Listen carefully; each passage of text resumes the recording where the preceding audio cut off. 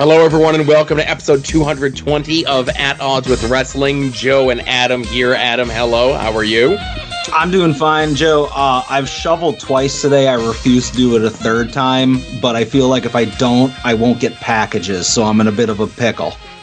We got nothing down my way. We got like a little bit of slush. Yeah, I mean, I have slush, but it's piling up, and now, like, when you get a shovel full of it, it weighs a ton, and then it turns into ice, so that's where we're at. No. They claim we're supposed to get more overnight, so I'm just like, screw it, I'll wait till overnight, you know? No, I got you. You're lucky. And like I said, I've shoveled twice already, and I can hear it, like, it sounds like rain on the window, and I'm like, that's not good. That's not good at all. Just go to an all AstroTurf front yard and get those heated sidewalks and all the other things that all the other fancy gentlemen have. Well, the funny thing is I own a snowblower. Somebody gave me one when I got my house. Yeah. But it has a cord. It's an electric one that you plug in. Okay. That's way too much effort. It's just easier for me to just shovel. Because all I have to do is shovel from like the front of my house to the street, which isn't that far. It's maybe like 3 car lengths. And I don't shovel out my Jeep because that's what 4-wheel drive is for. So I don't have much. So by the time I got that snowblower out of my garage, plugged it in, it's not worth it. You should have had someone steal a extra long industrial strength extension cord for your snowblower from like a government job site, like I allegedly did. Mayan can be, and Mayan is like a hybrid, like it's not a snow blower. Technically, it's a snow thrower, whatever, you know. I didn't know there was a difference. I didn't know there was a difference either, but apparently, like, Troy Built or whatever it was, like, it's stupid branding bullshit, right? Yeah. But it's either electric or gas, and I went and I pulled it out this morning, expecting that we we're gonna have like 4 to 8 inches today. And we got slush, and a snow thrower / blower doesn't do shit for slush, you know? Yeah, I gotcha. But I'll tell you this, when that thing is, like, when there's actual snow on the ground and that thing's purring, like, we can get the driveway, my walks, and, like, the neighbors on either side's walks done in, like, less than an hour, you know? Yeah. And hey, no van in the way, so that's good. Well, listen, all the shit was going to get thrown on top of the van, you know? Because Yeah. usually what we would do is we would just throw everything into the yard as we're, throwing the snow. But, listen, I'm going to say that maybe one of the snakes in the basement might have got thrown on the van. And it's crawling around in the van now, but it's not my problem anymore. Spoilers for After Dark this week. Yeah, absolutely. But hey, Joe, we got a packed show. We should get to it. Well, I was going to mention, Adam, did you listen to me on If You Catch My Grift this week? I did. I listened to it. It took me 2 settings just because I didn't have a long drive to do it in one shot. But I got to listen to it a couple days ago, and it was a great show. I enjoyed your appearance. Got to hear all about Longbox Heroes. Enjoyed that. Right. But yeah, no, great show. But like I said, I listened to him before you were on there, but it's 2 worlds colliding, so it was a good time. Right. So I will say a lot of times, like, I'm very in the moment and I'm ready to plug whatever I just most recently did. And I was kind of angling of like, well, they have a few more listeners than I do on any of my shows. And I'm like, if I could pick up one of their listeners on the Patreon. And that was my thought process. And we had just recorded the Patreon show and Austin in the Austin in the background of his setup. He has a bunch of Batman shit on the wall, you know? Yeah. So I'm like, Batman stuff and whatever. And I'll say, I don't know if you want to plug this show, maybe you should go on some podcasts is all, you know? That's true, but I'd probably just plug Porch Talk. Well, see, there you go. And I wouldn't say nothing. If you plug Porch Talk, I'd be like, that's the right show to plug, you know? Yeah, I think the moral of the story at the end of the day is I blame Charlie Butters for not being there, because if he was there, he would have plugged at odds more. So It's really on him. Gotcha. All right. Well, you are right. It is a big show, so let's get into it. And now, At Odds with Wrestling presents This Day in Wrestling History. All right, so this day in wrestling history, and I know it goes against Adam's rule, and this is what I say about Adam's rule. On this day in wrestling history in 1987, the World Wrestling Entertainment held their second annual aired broadcast Slammy Awards, right? Yeah, And- I'll allow this because this is a silly little bit. Okay. This is Vince being silly, so it's okay. Well, so here's the thing. I don't do the at odds like weeks in advance, like the this day in wrestling history like weeks in advance, If I knew that this was going to be on today, I would have rearranged and had us doing homework that would be talking about this today. That being said, we will not be talking about this today because my next homework that I'm assigning to you is from 1987, the second annual Slammy Awards. Enjoy watching that, and I look forward to hearing you discuss it. It's an hour, 6 minutes long. It's on YouTube, and you will love it. All right. You get I don't know how many years and years and years we've been doing this show. It feels like 20, right. But I will allow one violation of my rule for homework. This is my one. Right. And Adam, I will say, to tease you a bit with it, it's going to be like watching like that end era of the LJNs come to life. All right, you hooked me when it comes to toys. My triggers. Literally every person on the show, except for one, has an LJN. All right. And that's Superstar Billy Graham is the only person that doesn't have an LJN. Every single other person on there has an LJN. How does he not have an LGN? Not that I'm an LGN aficionado. I own one. Yeah. Two actually. Yeah, I think they ended up doing the right thing of not making a Superstar Billy Graham LJN because Superstar Billy Graham's a pain in the ass. Well, so aren't pretty much all of the people who have LGNs. If they're not, listen, Duggan's a good guy. The people that pretend to be the Iron Sheik seem to be okay. Hulkster's just a little racist. Jake the Snake, Brutus Beefcake. Okay, they are all pretty bad people. Yeah. Terry Funk's a good guy, right? Terry Funk's not in this. This is like... No, but I mean he has an LJN. Yeah, he is an LJN. He's a good guy. But okay, also on this day in wrestling history, 1996 was from West Palm Beach, Florida, In Your House, It's Time. Named after Vader's catchphrase. Shockingly absent from this card is Vader. Yeah, conspicuous by his absence. I'm looking at the card. Right. Flash Funk versus Leaf Cassidy in an early Flash Funk match. Owen and the Bulldog defending the tag titles against Fake Razor and Fake Diesel, and this is more or less their swan song. I think they have maybe like 2 or 3 more TV matches, including Fake Diesel being like one of the final 4 or 5 in the 97 Royal Rumble, which is pretty silly. Yeah. Mark Merrow versus Hunter Hearst Helmsley for the Intercontinental title. The Undertaker versus the Executioner in an Armageddon Rules match, which is essentially just like a Falls Count Anywheres match. Was that Terry Gordy at the time? That is Terry Gordy, and this is more or less the end of Terry Gordy. I think he gets one more TV spot where Mankind and Paul Bearer turn on him, and that's the end of that. And then Sid, who's the champion, taking on Brett for the title. Sean is on commentary.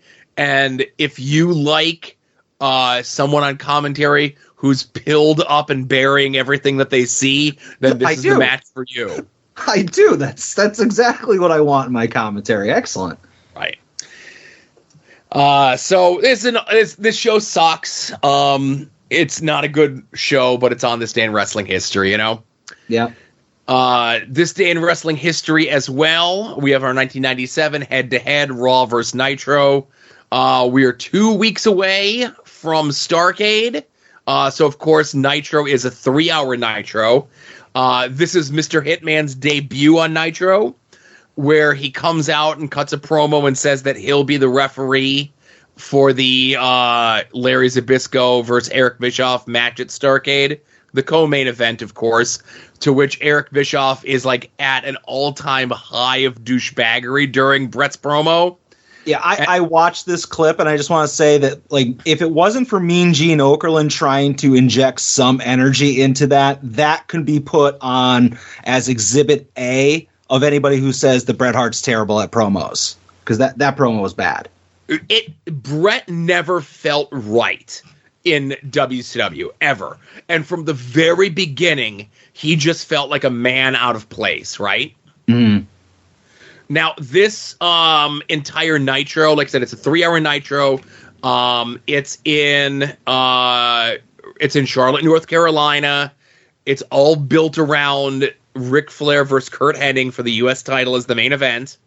Kurt Hennig comes out and cuts a very clearly and very much inebriated promo that goes way too long. So they have to cut the main event down to like literally 5 seconds for an NWO run-in. And Adam, I don't know if you watched this clip today. I did. You did watch this? Oh yeah, I follow This Day in This Day in History on Twitter. So I'm going to play this on the air. Hey Hennig, how you feeling, boy? So it ends up being DDP and Hennig at Starrcade as the match. okay. I got a spot right here for you, Hennig.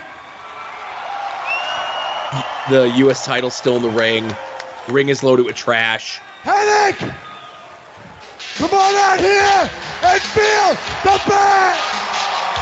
Okay, close up on DDP. Hennig, and we hear the music. And we have fans rushing the ring. Yeah, 2 of them. David Penzer grabs one and just whips him out.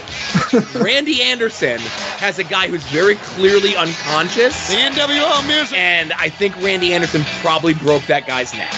Here at WCW Monday Nitro. To which I say, good as well. Isn't it? Yeah. What a disaster WCW was at this time. Yeah, I do miss seeing garbage in the ring, though. I think if you go to a bad indie nowadays, I think we should bring back throwing garbage into the ring. Like the old orange juice containers that they'd sell you at the merch table that came in like a cardboard box. I know I've told this story before, but it bears repeating. Going to see WWE at the CYC, like pre-1990, we were like a C-town. So we would get advertised main events of Brickhouse Brown versus Iron Mike Sharp. Yeah. And like the heels would just get pelted with those orange drink containers, right? And in that match of Iron Mike Sharp versus Brickhouse Brown, he grabbed one of the orange drink containers and used it as a foreign object. Like behind the referee's back, he used it to rake Brickhouse Brown's eyes and then like threw it out of the ring. And the referee's like, what were you doing? And he's like, I don't got nothing. And then the referee would turn his back, and then Iron Mike Sharp would just pick another one up off the canvas. And you know what I mean? And then they did it like 3 or 4 times until the referee like finally cleared all the shit out of the ring. But yeah, I think throwing like paper cups is okay. But like I think you're gonna run the risk of someone throwing like, remember they threw like, didn't they throw a pair of scissors at Broski after the match with Nick Gage? Yeah, scissors and full beer cans and stuff Yeah. like that. I'm not saying to pelt him like Broski got it at GCW, but I'm saying like the paper stuff, you know, empty So dick at cups. an indie show, like when they would bring the tomatoes in the olden days, you'll have a container of crumpled up paper cups for people to throw. Yeah. Okay. Yeah, I mean, I learned that from watching Heels on Stars, that like the promoter will just like plant stuff in the crowd for them to throw, like little tissue packets. You know, when the baby face was whining. You know, I learned all my wrestling knowledge from Heels now. Yeah. Is that CM Punk is a Tracy Smothers knockoff with a drone of a possum? Isn't that a thing that happened? Just you wait. My retaliation for having to watch something from before 1990 is that we're going to do TV talk for season 2. Okay. We'll see how that works. But also notable from this Nitro, Adam, you probably remember a couple of weeks ago talking about these 1997 Nitros where leading up to the match at that was supposed to be Scott Hall versus Larry Zbyszko at Starrcade, which ends up being Eric Bischoff versus Larry Zbyszko. Young, plucky upstart Chris Jericho got a win over Scott Hall. I vaguely remember that. Well, I feel like my knowledge that I've retained of Jericho starts with his cruiserweight run. Right. So that was a couple weeks prior, 25 years ago. 25 years ago today on Nitro, Scott Hall gets his win back and moidalizes Chris Jericho. All right. Just bringing that up for no reason, Yeah. 25 years ago today. Everybody gets their win back is what you're saying. Well, maybe I'm saying something and maybe we'll get into it, right? Yeah. So over on Monday Night Raw from Durham, New Hampshire, we've got more building of the allegiance between the New Age Outlaws and DX as New Age Outlaws beat up Dude Love yet again. And again, that's 2 weeks in a row that Dude Love gets beaten up. He doesn't have anyone to help him, doesn't have any backup. The day is coming. The main event is Legion of Doom against Sean and Hunter. And then New Age Outlaws come in, and it's a 4-on-2 beatdown. And they destroy the Legion of Doom. Like, they put them through tables. They shave off Hawk's, reverse mohawk. And they just leave them laying. And, a really good, changing of the guard sort of thing in what WWE was going to be doing over the next couple of weeks and months here. But I have to play this, okay? All right. And I don't know, did you watch this as well? I did not. It's been said that anything can happen here in the World Wrestling Federation, but now more than ever, truer words have never been spoken. This is a conscious effort on our part to open the creative envelope, so to speak, in order to entertain you in a more contemporary manner. Even though we call ourselves sports entertainment because of the athleticism involved, the key word in that phrase is entertainment. The WWF extends far beyond the strict confines of sports presentation into the wide open environment of broad-based entertainment. We borrow from such program niches like soap operas, like The Days of Our Lives, or music videos such as those on MTV, daytime talk shows like Jerry Springer and others, cartoons like The King of the Hill on Fox, sitcoms like Seinfeld, and other widely accepted forms of television entertainment. We in the WWF think that you, the audience, are, quite frankly, tired of having your intelligence insulted. We also think that you're tired of the same old simplistic theory of good guys versus bad guys. Surely the era of the superhero who urge you to say your prayers and take your vitamins is definitely passé. Shots Therefore, fired. we've embarked upon a far more innovative and contemporary creative campaign that is far more invigorating and extemporaneous than ever before.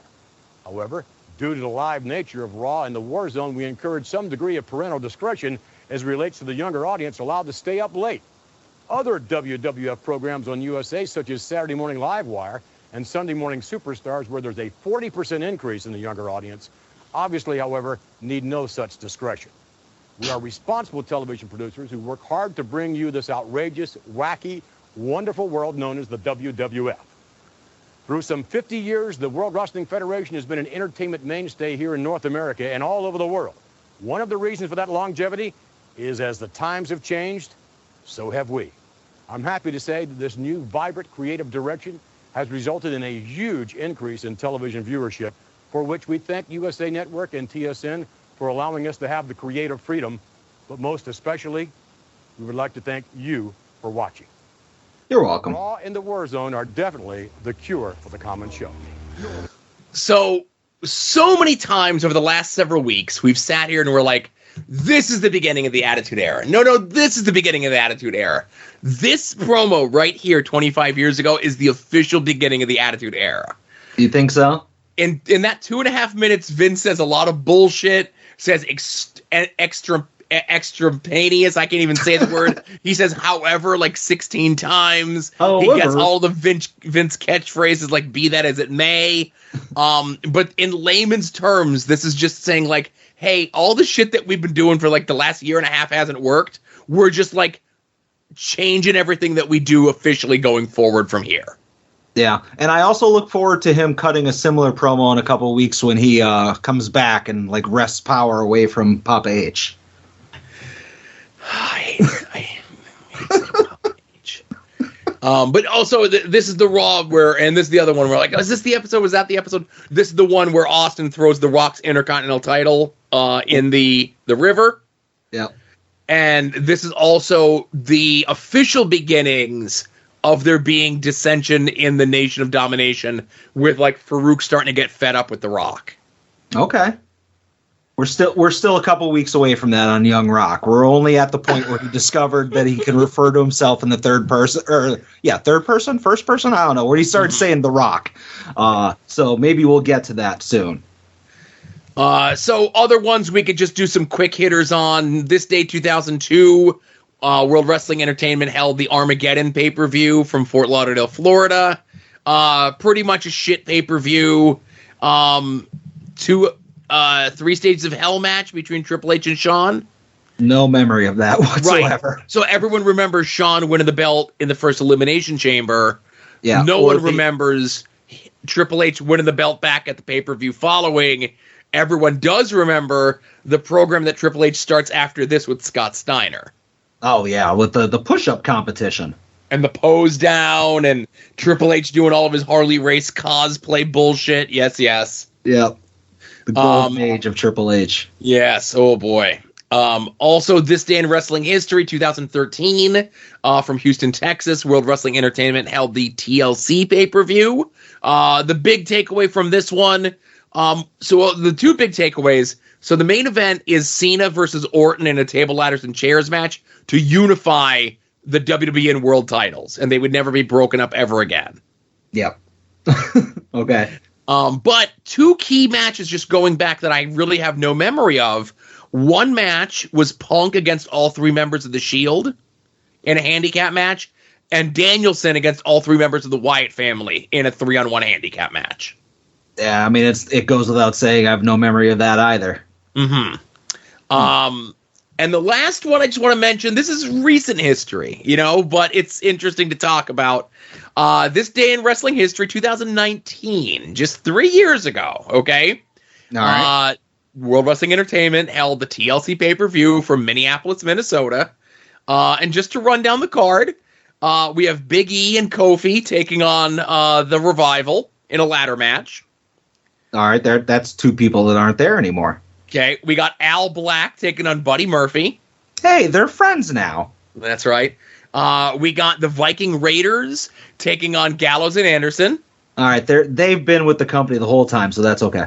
The whole time? Sure.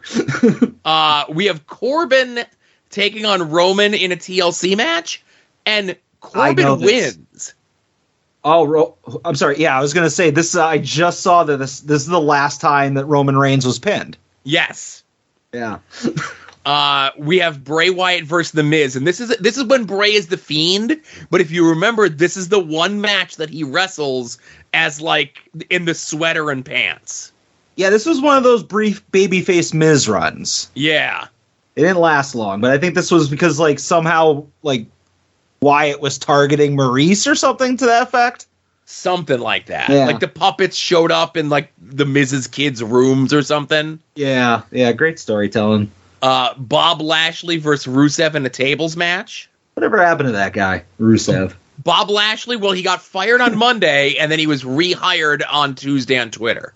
Oh, all right. Oh, Rusev, you mean? I don't know. He hasn't been on TV in a while. All right. I hear creative has nothing for him. All right. And then the main event was for the WWE Women's Tag Team titles, Becky Lynch and Charlotte Flair in a TLC match taking on Asuka and Kairi Sane. If you remember, this is the match where Kairi Sane is literally begging Charlotte Flair not to put her through the table, and Charlotte Flair does, and like double concusses her. Yeah, I'm just shocked to see a women's tag team match in the main event. Especially for that time, doesn't make any sense. But yeah, they were definitely trying, Mm-hmm.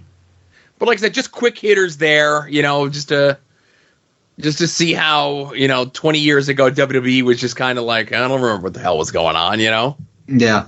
All right. All right. This day in history. Yeah. So what would you like to start with, my good man, in regards to? All right. I'm going to start with. Week. I'm going to start with probably the biggest news from the past week. And I want to preface this by saying, we're recording this obviously on a Thursday. And Tuesday night, I get a DM. I won't incriminate the person, but Let's just say they're one of my grease interns. And they messaged me and they said, have you seen any of the Mandy Rose OnlyFans pictures? Or something to that effect. And I was like, nah, I haven't seen them, but honestly, what's there to see? She's a contracted WWE talent. It's all going to be like bikini pictures. It's going to be stuff that's on Instagram. I'm not going to fall for this. It's a non-story. Like, I don't care.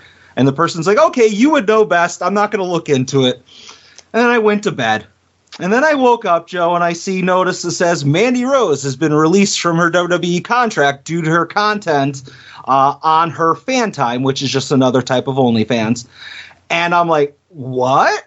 So I did a journalism, and obviously I looked into it. And there's things that are like more different than bikini pictures, Joe. And she got fired for it. And the funny thing is that this is a company that obviously has multiple sex pests still on the roster, a culture of like sexual harassment, discrimination, sexual abuse, putting women on the cover of Playboy, telling talent that they're not pretty enough, telling them to get like boob jobs or implying that they should, you're not sexy enough, all that stuff, putting them in Playboy. This is the company that basically said, you know what? No, Mandy Rose, you don't fit our company, like our squeaky clean moral company, and so we're going to fire you. And I hope Mandy doubles down. I hope she just completely goes nuts, lets her freak flag fly on her fan time. Good time for all. I'm sure she'll land on her feet, but yet another example of people doing their side hustle better, or at least making more money from their side hustle than what the WWE is paying them. But it was just such a funny series of events of just how like it led up to me finding out about this, and like once again, fuck WWE. So I will say, fuck WWE for many and all of these reasons. But I will also say, I remember a few months ago when the Tay Conte, Tay Mello, whatever, OnlyFans went up, or whatever it is that she has, right? Yeah, she has an actual OnlyFans. Right, so she has an actual OnlyFans. And then you were like, oh, this person, they have a similar OnlyFans, but it's not called OnlyFans. It's called whatever, right? And Chelsea was rumored to be going back, and she has the side one. And Tennille just went back, and she has, like, not OnlyFans, but it's a similar one, right? And you would postulate it out loud of, like, well, how come they're not doing anything with it, right? Like, how come WWE's not stopping them from doing this, right? Yeah, because I was always under the impression going back to, like, you know, Paige got a lot of flack for Twitch streaming, and, you know, Xavier Woods for a little bit of time, and Adam Cole. You know, I thought that was, like, the big edict, and I know that Triple H supposedly softened that, so I was just unclear what the policy was. Right, so that's the thing. There was no clear policy, because I think we had postulated when we were talking about it all those weeks and months ago, was that WWE is so narrow-focused. It's like, okay, we're going to put Tennille Dashwood into OnlyFans, and nothing comes up. She obviously doesn't have an OnlyFans. Moving on to the next person, right? Yeah, they didn't know to look at other sister-type websites. They didn't know to look at, like, these third-party whatever ones, right? And some of these people were smart to do it not on OnlyFans so that they could be under the radar of stuff. And I think it was around that time, the reason that the story came into our purview was that on whatever her thing is called, Mandy Rose was offering a service that if you paid a certain amount of money and you sent her a picture of your dick, she would rate your dick for you, right? Yeah, and she must be backed up because I haven't gotten a response yet. And everyone like now is saying like, oh, all she was doing was showing nipple, right? Yeah, she showed more than that, but anyway. Okay, so she showed more than that, right? But yeah, and that's fine. I don't care. Like that's good for her, but I'm just clarifying. Good for her. Yeah. But if she had a thing on her, and we're using OnlyFans as a catch-all, okay? Sure. Whatever it is that she has, and she's doing a thing on there where she's rating people's dick sizes for a price, I had an inkling she might be doing a little bit more risque stuff than bikini pictures, you know? Yeah. And it turns out that she was, right? Now, I will say WWE should not have penalized anyone for doing this sort of thing. Or they should have given her the option, being that they are a PG company. They have a deal with Mattel, which is a very squeaky clean company, in a post-Benoit, post-Mattel world, that they should have just immediately fired her for something like this. But as is my understanding, they've warned her several times over the last 6 to 7 months to cool it on there. Like, we'll look the other way if you cool it on there. Mm-hmm. And she just kind of kept upping and upping and upping. Also, the reason she was busted from the main roster down to NXT is because she refused to get the vaccine to go on tour. Okay. And also, being that she got busted down to NXT, she had to do like all the Performance Center stuff. And as is my understanding, she was either refusing to do so or not progressing to their abilities. So that last one is what they could hang their hat on and say, hey, even if we take all that other stuff out of the equation, and I'll be excited to see if people remember this, or it comes up next time there's a pay-per-view, whatever, premium live event, and Triple H does one of his press conferences, if anyone brings this up, right? Sure. Well, my only thing is, and I didn't know about the anti-vaxxer stuff. That's disappointing. But if she wasn't progressing and just wasn't developing, why was she the second longest reigning NXT Women's Champion? Why are they rewarding somebody who's not listening to them when it comes to the OnlyFans and isn't participating to the fullest extent in the training or any of that stuff? It almost seemed like she was being rewarded for bad behavior, because say what you want about NXT, it's not exactly the best place to be, but you're also the champ, and to the general public, that's a good spot to be in. It definitely feels like mixed messages were being sent, doesn't it? Yeah. Okay. So that's my thoughts on the whole thing. I just hope now that she's out of the WWE purview, umbrella, whatever, she just goes full hardcore pornography on her site and makes millions and millions of dollars. Good for her. Yeah, because it has to be, if she was told, hey, knock this off or keep it from getting, R-rated or X-rated or too whatever. Crazy, yeah. Yeah, to keep it from getting too crazy. She had to be looking at those statements coming in from the fan time and then looking at her residuals from WWE and being like, all right, well, one of them's bigger than the other, and it's certainly not WWE, so you have to make a business decision. Well, typically one is bigger than the other, just because a lot of times they'll get surgery to eat. Oh, you're talking about the checks. I'm sorry, I thought you were talking about something else. And normally you have to pay her to tell you which one's bigger than the other. Exactly. But again, the whole situation sucks. I don't know all the facts. I know some of the facts, and that's not educated enough for me to make a decision. Do I think she should have been fired? No. Do I think that she should have been doing close to simulated hardcore content on a third party site working for the World Wrestling Entertainment? No. But again, these aren't my decisions. I have no horse in the race. I don't give a shit. I think Mandy Rose is a stinky wrestler and not good. I know she's attractive, but I don't know, sometimes you need a little bit more than that in 2022, but whatever.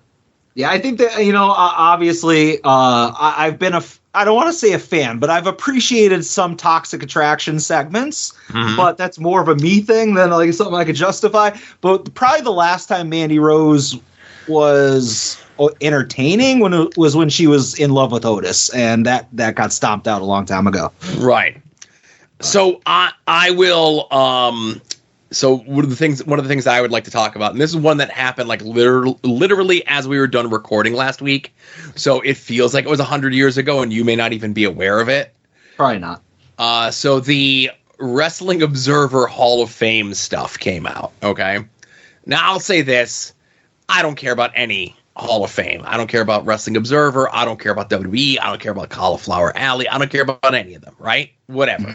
If it's an extra way for someone in the business who can no longer make a living in the ring, and by saying they're a whatever Hall of Famer gets them a couple extra bucks, great, right? Yeah, maybe puts them back in the public, front of their memory, maybe sells a couple T-shirts or a figure or something.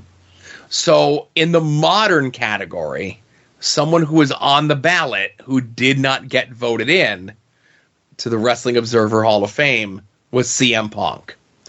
Now, if we're just looking at his current calendar year, because it's the modern era guys, current era guys, if you look at his last 12 months, he had a really good 12 months, right?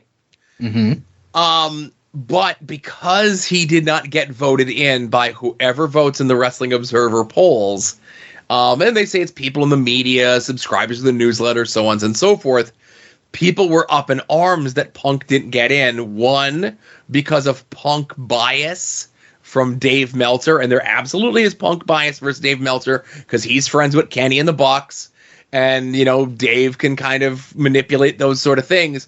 But the real thing is, people were like, how dare they not let CM Punk into the Wrestling Observer Hall of Fame, where not only is Chris Benoit in the Wrestling Observer Hall of Fame, but after he ate every bunny that was in his house, Dave had a special vote to see if, based on this, he should remain in the Wrestling Observer Hall of Fame, and the voters of the Wrestling Observer voted to keep him in.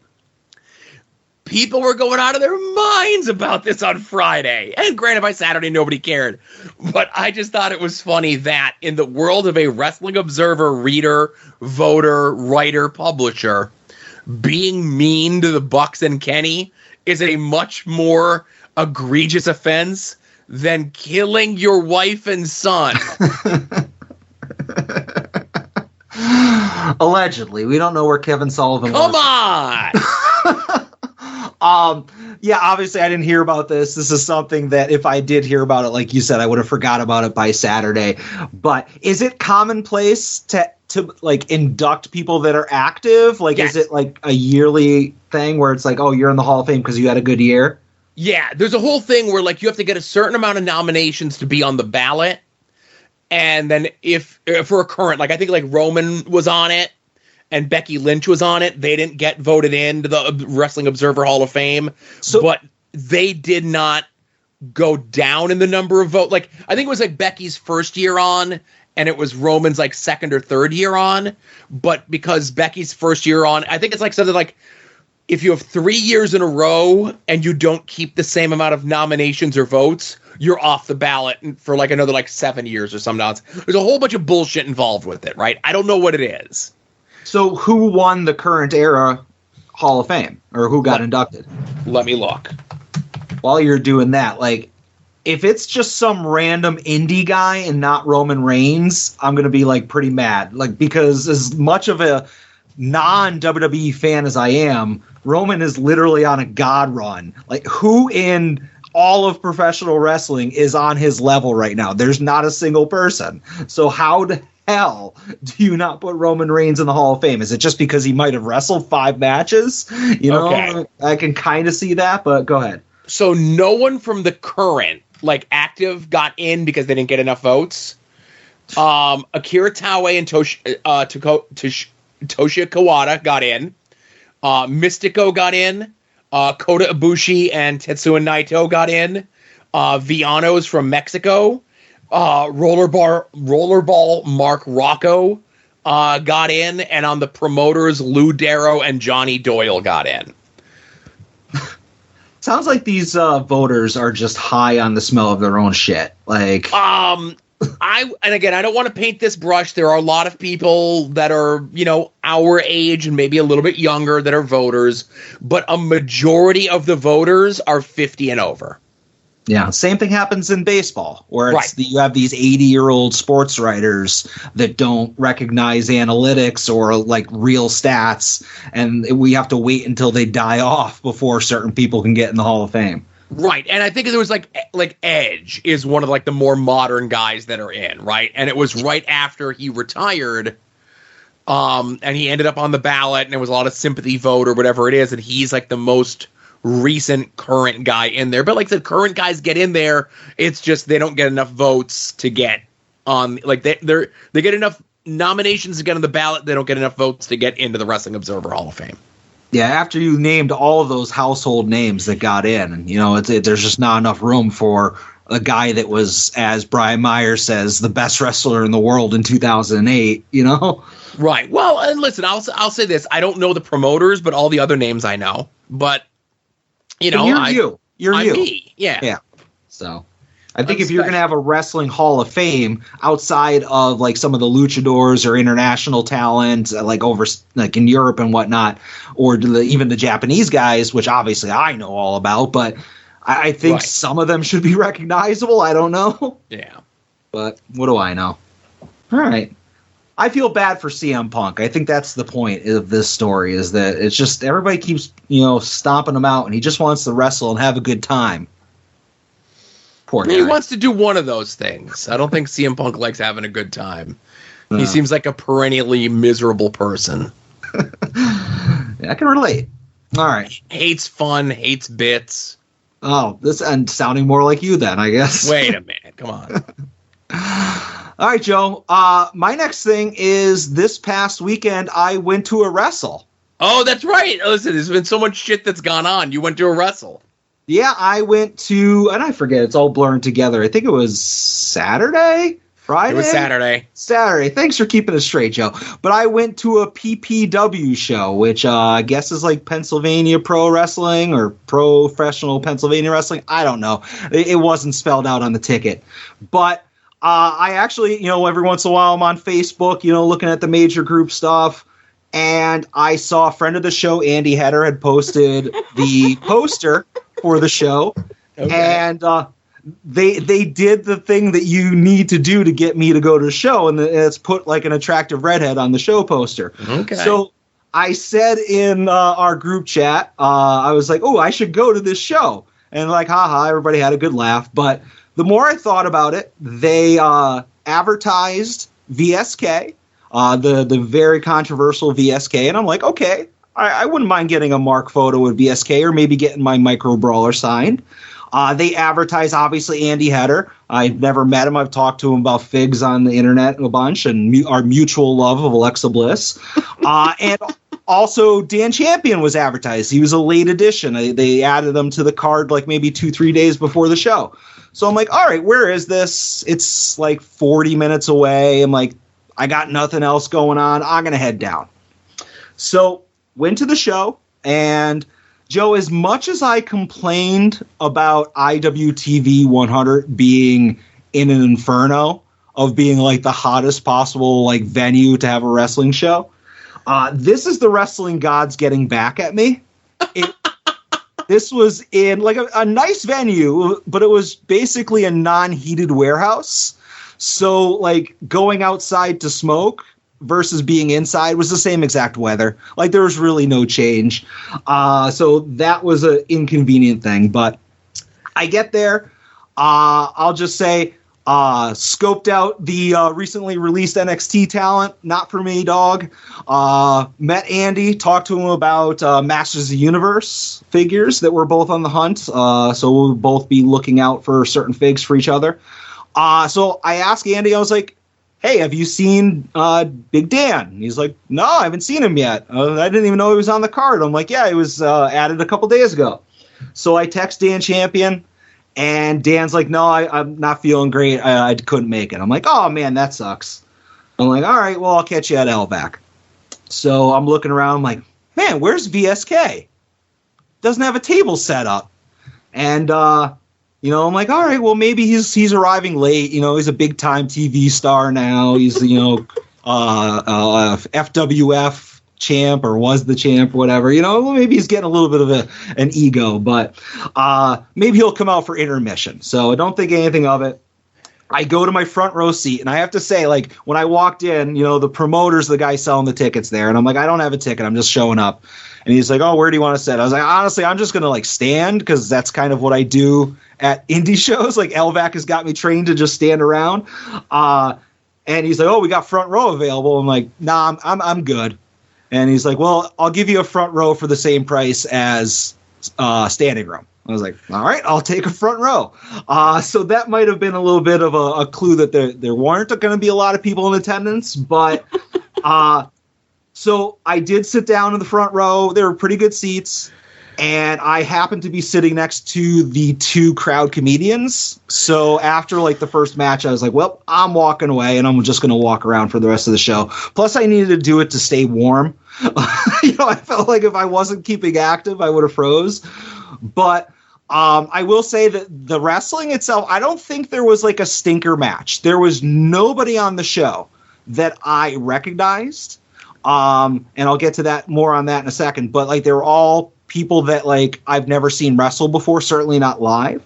But there wasn't like your typical like first or second match where it's like, all right, this is a scramble with a bunch of like terrible people in it. I think like every match had, while not necessarily bangers, they were all entertaining matches. And I think this promotion is geared towards like the kids and bringing grandma and stuff. This is what Broski would say is the promotion you'd go and you'd be like, chicken, like you're trying to cater to the little kids. So it was not necessarily my type of like hard hitting wrestling or hardcore wrestling, but like if you're a fan of LVAC, I think you would like this. But so anyways, intermission comes, still no VSK. And I'm like, all right, I got to dig into this. What's going on? And I'm looking at their social media. There's nothing. There's nothing about Dan not being there. There's nothing about VSK.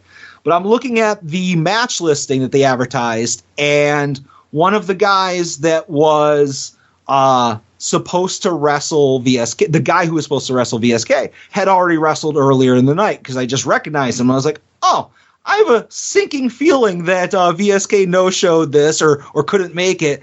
And there's been no announcement about it. So not only did they advertise Dan Champion, but they also advertised VSK.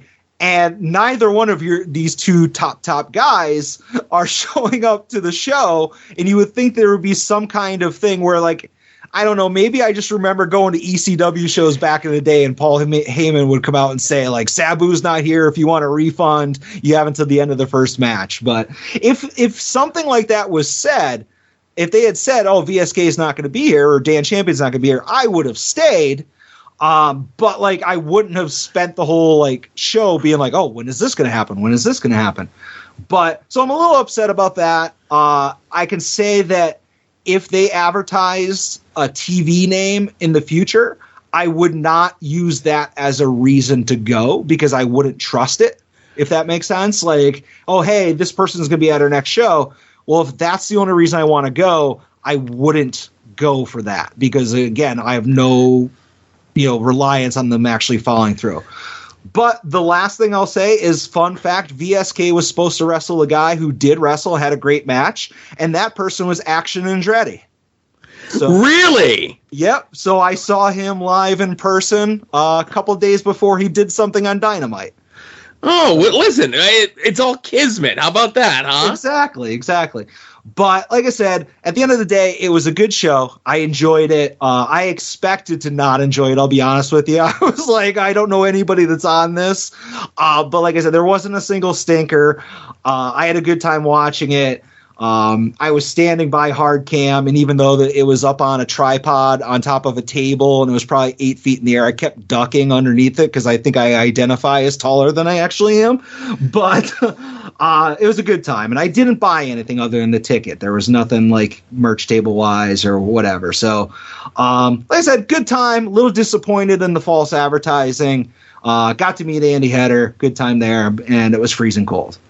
So you are definitely spoiled when it comes to independent wrestling because you were lamenting about it in the group chat, and we're all like, yeah, man, that's like how regular independent wrestling is. Like, they'll just sometimes advertise a name, and that name will cancel, and they just won't, like, tell you. It'll just like, oh, well, business as usual, and just go from there. And, yeah, Paul would do that at some of the ECW arena shows for sure. But there were times they would do that at like Ag Hall or Lulu Temple or Jim Thorpe shows where like stuff would be advertised and you would just get something different and there'd be no acknowledgement of it, Yeah, because at the end of the day, they're going to say card subject to change. Yeah. And Kevin said in the group chat, if they had advertised that VSK and Dan Champion weren't going to be there, you wouldn't have gone, which right. I guess was probably true. But if they had said it to me at the door, or if there was something there, like I would have been like, well, I'm here, so I'm going to still do it. And as I mentioned before, this is a good way to make it so that people aren't going to go to your shows in the future based on like a televised star. Right. You know, it's how you get a bad reputation. And why doesn't Thorne or your clients with the LVAC, why don't they just go ahead and advertise that like Onita's going to be at the next show or Roman Reigns, and then like put it on the posters, sell a bunch of tickets, and then obviously when they don't show up, just be like, oh, it's indie wrestling. What are you going to do? Because Thorne and the LVAC folks are reputable business people. Yeah. No, I got you. I was just saying, like, if it's such a standard practice in indies, but I guess you can say that being a reputable business runner of an indie is definitely few and far between. It sure is. Yeah. And listen, we all found out the reason why VSK missed the show. He had to stand with a group, with the rest of the Trustbusters in a backstage segment and say nothing on the Ring of Honor pay-per-view. Yeah, so I guess he decided that would be a better use of his time. Not that he had any choice, I'm sure. Right. And we've been teasing it with This Day in Wrestling History thing and the guy who was at the indie show, and we'll get to it here, I think, to wrap it up. But I mentioned the Ring of Honor pay-per-view. I would be remiss not to mention that the FTR versus Briscoes match was awesome. Yeah. 5 people bled, all 4 members of the tag match, and then referee Mike Posey came out and he got busted open as well. So we had the rare quintuple juice in a match. And it was a few days later, but Ian did like my tweet saying that Ian should have bladed as well because he was wearing white. And again, listen, what was it? They're 6-star, 7-star FTR. Next time I want six blade jobs. That's what I want the next time. We got to up the ante. And I don't know if you saw the clip online on a suplex. Maybe Jay Briscoe pulled a little bit too tight, and you got to see FTR Ball's nutsack hanging out of his tights. Well, it's been a really good week for seeing lots of the bits and pieces of wrestlers, hasn't it? Right, you don't see FTR Ball getting fired for showing his ball sack on worldwide Bleacher Report TV, do you? Oh, it's a double standard, I tell you, Adam. But I will just use that story to say this: there was a pay-per-view. And I forget who was fighting Nikita Koloff, but it was Nikita Koloff versus someone. Let's just say, for sake of argument, it was Ric Flair, okay? And Tommy Young is the referee. Ric Flair goes and gives Nikita Koloff a suplex. When Ric Flair gives, and it's not Ric Flair, but I'm just saying I have to say a name, right? Yeah. It was a pay-per-view. Gives Nikita Koloff the suplex. When he hooked him and brought him over, he hooked his tights too much, and his whole cock and balls were out on the landing. And as Tommy Young, the referee, was there, he's like, all right, both guys are down. I'm going to start my count. But before I do, I'm going to casually just put Nikita's balls and cock back into his tights. Because Nikita's selling. You can't reach down. This is the old days. Yeah. Exactly. And that's a true pro. It's not like nowadays when you have like the devastated opponent laying on the ground and he's like picking his wedge out of his trunks. Or adjusting his elbow pad or whatever the fuck it is. Yeah, or the ladies are like adjusting their tops, and stuff like that when they're selling.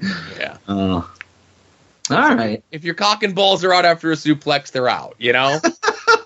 That's just the way it is. You have to at least keep them out until you do the shine and the comeback. Yeah. There was, they don't do it so much no more, but like it was Ric Flair, but Candido would do like the ass out spot, and he'd get his tights pulled down, Yeah, and he would like on house shows would keep it out as long as possible. Yeah, he would like do his whole comeback with his ass hanging out. It was the best. All right, what do you got, Joe?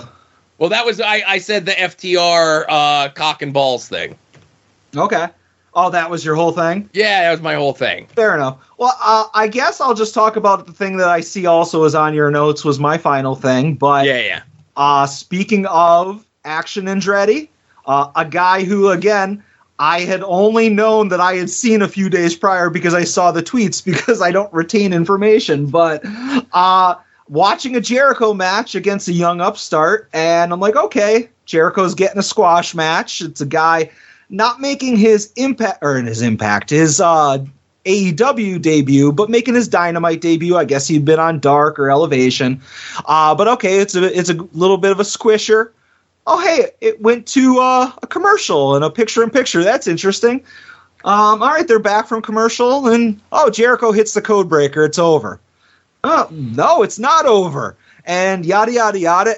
Action Andretti ends up picking up the win, shocking the AEW universe, and it was a cool little bit. Like, as we alluded to earlier, I'm sure Jericho's going to get his revenge tenfold, but as far as the old adage that anything can happen in professional wrestling, that was out of right field, left field. It was out of one of the fields, so I enjoyed that. Yep, it's moments like that people remember for a lifetime. The crowd was super hot. The crowd was super into it. I think that helped quite a bit. And we'll say, here we are 24 hours as we're recording this, that after this happened. I'm super excited. It was a really good match. And I'm going to get all my positivity out of the way first. How about that? Okay. Kid gets the, Action Andretti is all elite graphic. He's signed the whole thing. Everything's great. Everything's coming up roses for the kid. And he's a made guy, right? Yeah. Now let's get into the negativity. Okay. Yeah. Kid was very lucky that he had Jericho very loudly and very clearly, calling the match to him as it was going on and literally walking him through the match. You can be a little more subtle about that sort of thing. We are a television product, right? Mm-hmm. And as we talked before, Jericho, this is the 25th anniversary of Jericho, who just weeks prior on Nitro beat Scott Hall in a fluke, where I'm sure in Jericho's mind is like, well, me beating Scott Hall as a fluke didn't do anything for me. I'm going to let this kid beat me, with his finish and clean, and it's a decisive win, and that's going to do more for this kid than what Scott Hall tried to do for me 25 years ago. Well, what Jericho forgets was it was a slip in the banana peel thing. Scott Hall went into business for himself to try to help the storyline that he was doing with someone else, and then weeks later, he beats you on Nitro, and you lose all the heat that you would have gotten from beating a huge giant star, right? Mm-hmm. And this kid Action Andretti has a win over Jericho, a clean pinfall victory over Chris Jericho that they could show on TV in this kid's video package. Who doesn't have that? Orange Cassidy doesn't have that. Eddie Kingston doesn't have that. MJF doesn't have that. But this kid does. So, I was going to say Orange Cassidy has him punching Jericho into the vat of mimosa. Sure. And in context of the match, that's great. Out of context, it just looks like a silly goof, Yeah. We don't know what that's in reference to. We don't know that that's how Jericho lost the match, right? Mm. If Jericho was pinned and the referee counted 1, 2, 3, and then Orange Cassidy got his hand raised, it would be very clear what happened, right? Sure. So, all of that being said, I'm happy for the kid. I like the match a lot. Let's come back and look at this a month from now. Let's come back and look at this 3 months from now. Let's see what this win actually does for this kid, right? Mm-hmm. Let's see when Jericho gets his win back from the kid, if he does at all. And if we come 3 months from now and Jericho hasn't gotten his win back from the kid and the kid's on TV, I'm not going to say every week because nobody's really on TV every week, but let's say the kid's on like every other week on one of the two shows and he's getting wins and they're pushing him up the card or whatever it is, then I'll come on here and I'll say Jericho is great. He's fantastic. He's the best ever to do it. And I'll eat my John Cena hat. But I got a feeling I'll still be getting a John Cena hat in 3 months. You know what I mean? Yeah. Yeah. But like at the end of the day, negativity aside, it was nice to see wrestling that was unpredictable. Yeah. I feel like every once in a while we get the 50-50 matches, but whenever it's like more than that, whenever it's like 51-49, you can usually kind of predict it. But whatever, good for the kid. For sure. I got nothing else. Do you have anything else, Joe? No, I got nothing else. I think we're done.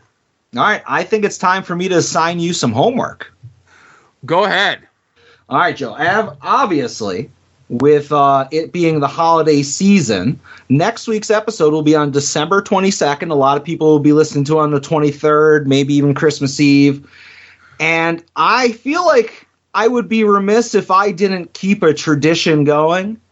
So I am going to assign to you the 2012 WWE Films classic, A Christmas Bounty, starring Mike the Miz Mizanin.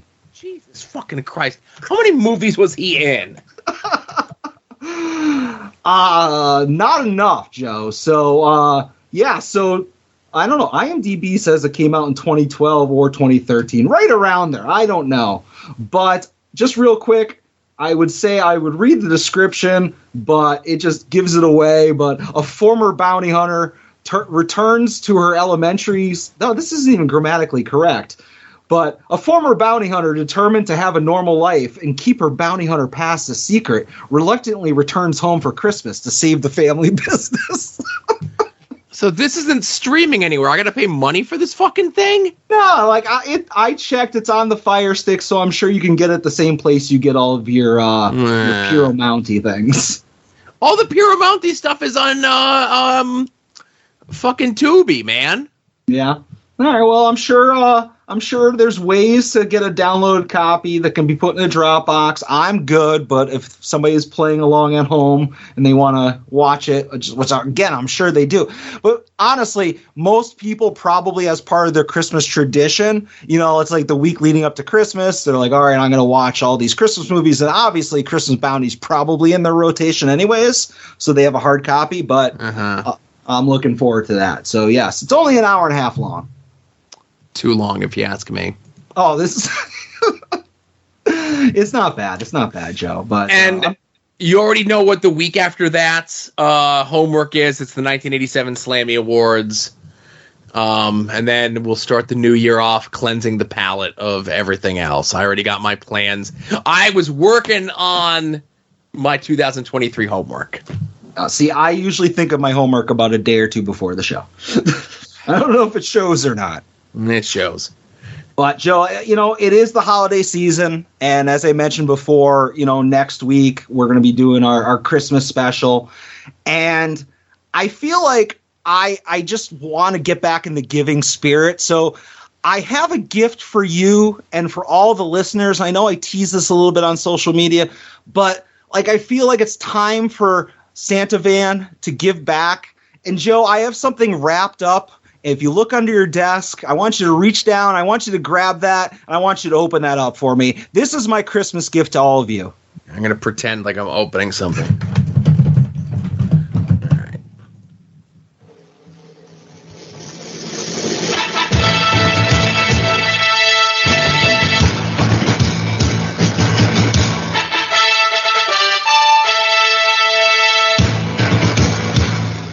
The gender-neutral monarch of At Odds Wrestling.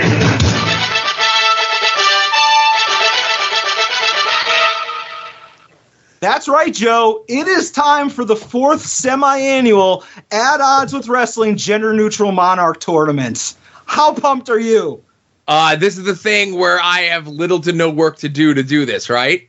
You have little to no work to do this. This is all me and Derek, who I'm going to go and have him do the tournament brackets, and also a couple of our podcasting friends. And what I mean by that is this tradition dates all the way back to last year when I allowed certain podcasts to have their ability to nominate their champion for the tournament. Now, the tournament is a 16-person tournament. And here are your podcast nominee people, like people that can nominate a wrestler. And I'm looking at this, and some of these people, this is going to be their last year able to nominate somebody for the gender neutral monarch. But we need wrestling. Okay. Final Wrestling Place, Indie Wrestling Guide, Hit My Music, which, it might not be able to have a pick much longer either, Pod Van Dam, and Wrestling Cheers. So those 6 podcasts, either, make your decision on your podcast or call our voicemail or tweet it or whatever, or tell me to go fuck myself. I don't care. I'll pick another person. Right. But if you would like to select your champion, let us know. Obviously, last year's winner of the tournament, which was Danhausen, he was selected by the former Indie Wrestling TV Guide. I want to go on the record right now, say it into a microphone. There is no prize for the podcast wins if your guy wins or gal. But, Joe, I want to say, obviously, most of this bracket's going to be filled by me. And I do my best to try to make a very balanced and fair bracket. I don't play favorites at all. I call it right down the middle, Daddy. But obviously, on one side of the bracket, it's going to be all people that I pick, or at least 8 people are going to be people that I pick. I mentioned those 6 podcasts that get to select their champion.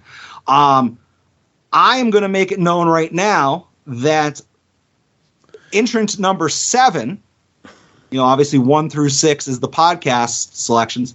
Entrant number 7, I think this is his year, Joe, the Boar. The Boar will be in the tournament for the 4th year in a row. All right. And Joe, again, this is Christmas. You get the 8th pick. Don't make a selection right now. Think it over. You get to nominate who's going to be in the Gender Neutral Monarch tournament. Just 1 pick. I get the other 8. Now, if I could just make 2 comments about this, right? Absolutely, yeah. 1, remind everyone, especially those making these outside picks, the rules. Like, it can't be anyone that's been in the tournament before, except for the Boar, who gets a perennial pick. Yeah.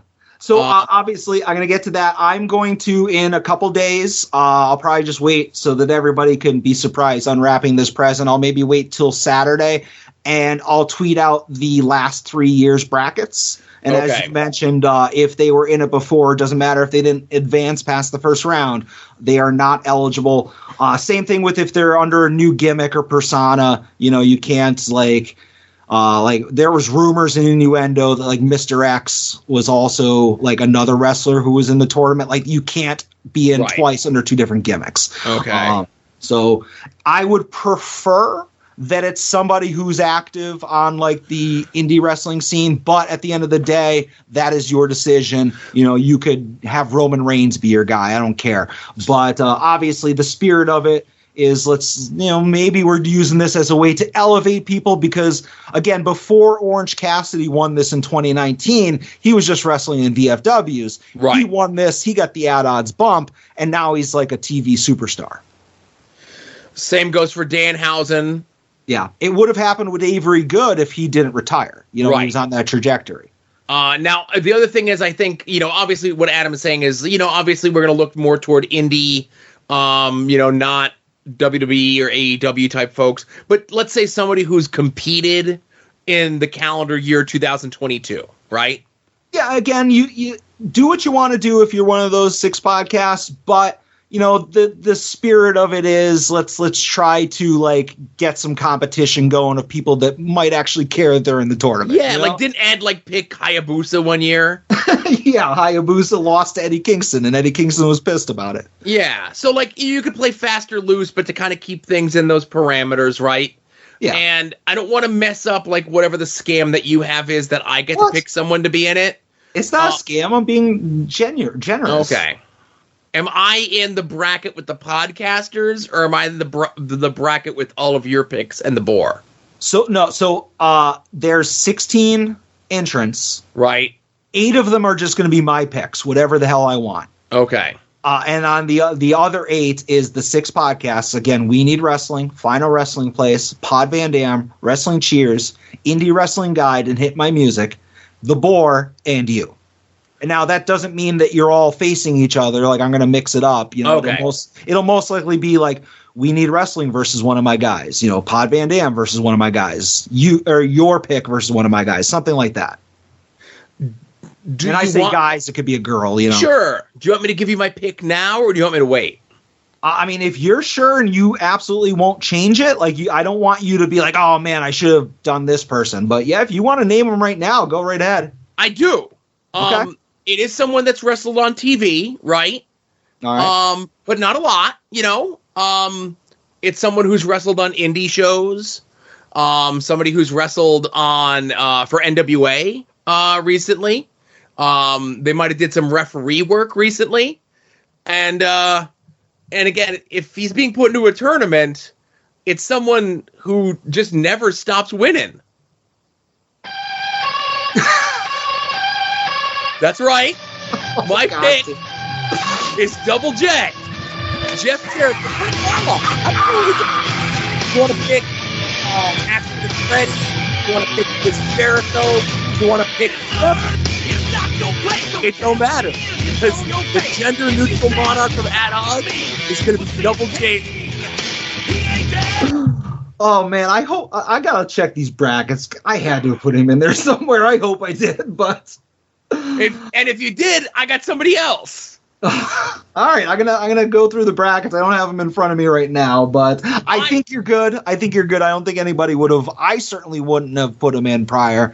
I think the boys over at Final Wrestling Place might have, and this is me scooping it on them, you know? Scooping and booping? They're the scoopers and boopers. I'm scooping Double J for the tournament.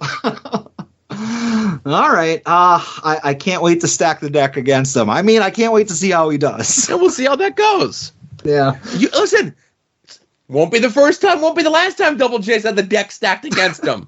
How's he doing right now, right?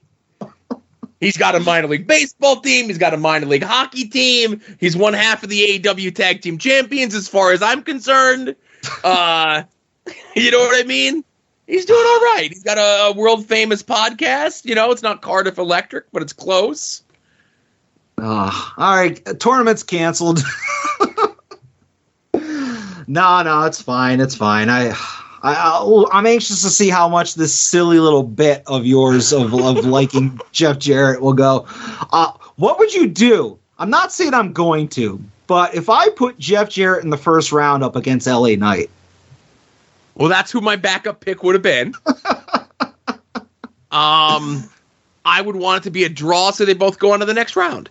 No, see, in the past I've gone to a three-way dance, but again, I am the person who runs this promotion. Right. And I would maybe just say it was a double elimination and their opponent gets a bye to the next round. Oh, well, and that's the way that you want to run things. That's fine. But if you're going to make me choose between Double J and LA Knight, I'm choosing Double J. Yeah. All right. But I'm looking forward to it. We're just making it under the calendar year. Yep. I say as long as the tournament starts in 2022, it counts. The 2021 apparently was in early November, and I almost completely forgot about it. So glad to get it in before the end of the year. Cool. So we got a Christmas bounty to watch for next week. We got the gender-neutral monarch of At Odds returning. And, I'm excited for all of this. A little work for me to do, you know? Yeah. So hopefully, like I said, by next week, those 6 podcasts would have in some way informed me, whether it be voicemail on their podcast, DM, or tell me to go fuck myself. And so I'll announce the first 8, which is those people, in the following week I'll announce my 8. So it's going to take a little bit, but we'll get there. Gotcha. No matter who they pick, Double J is going to win, you know? Yeah, we'll see. All right, voicemail time. Hey, guys. It's Andy Hitter. Last week, I actually got to meet Adam. He came from PPW, so it was really nice to meet not only a fellow toy boy, but a fellow Alexa Bliss aficionado. So that was cool. I have a question. I said to Adam, I'll save it for the show here instead of in person. Joe, you probably know it, but around 2007, I seem to remember the Young Bucks being King of Trios. And I was thinking, King of Trios, Young Bucks, there's only 2. Well, there was 3. There was the mysterious Malachi Buck or Jackson or whatever his name was. So whatever happened to that guy? I remember seeing him there and then never seen him again. You'd think if anyone's going to work in AEW, it'd be the Young Bucks Brad. All right. I'll see you guys probably at Sokol on the 23rd. Bye. Wait a minute. So Malachi Jackson or Malachi Buck? Tell me all about this show. Yeah, there was a third Buck brother, Malachi. I think he did like a bunch of like low end California indies, and I don't think he got much out of 2007. He pretty much wrapped things up. I don't really know what Nick and Matt are up to these days. You know, they have me blocked on social media. And that King of Trios was, the weekend where my rivalry with them began, So Malachi's cool by me. I think if I was to guess, I would say that Malachi Jackson is doing something with the church or Jesus. See, when Andy said that, I thought that this was like an early, like, Tommy End thing, like. Just I didn't know what the circles were, but see, that's what got me excited. But damn use of Malachi. Mm-hmm. Now I'm disappointed. You could still come to Sokol's, Andy, but you got me excited there for a minute. Oh, jeez, that guy. You look at the picture of him; he looks just like he looks like Nick. Yeah, it looks like Nick, but somehow scrawnier. Yeah, somehow. I don't know how you. That's tough, Yeah. All right. Thank you very much for the call there, Andy. I'm glad the more Alexa Bliss fans we get together in the same spot, the easier it'll be for the authorities to round them all up, Yeah, sure. All right. Next call. Hey, Adam, Joe. This is the other JB here. Since Pod Van Dam shutting down, I need someone else to annoy with my intrusive thoughts about wrestling, but I'm not going to do that today. I want to pick a fight with Christmas people. So the Jim Carrey Grinch, it sucks. And actually, Jim Carrey kind of sucks. I'm on the Tommy Lee Jones side of things. I can't sanction his buffoonery. It annoys the shit out of me. Can't deal with that. If you want to actual Christmas movie, watch It's a Wonderful Life or Tokyo Godfathers. That's like a Christmas movie. How the Grinch Stole Christmas, that is just a distillation of just so much energy that it just annoys it blows like this. It is annoying. It's annoying. All right. Love the show. Love you all the time. And hopefully I will not annoy you. Never an annoyance, other JB. Thank you very much for calling.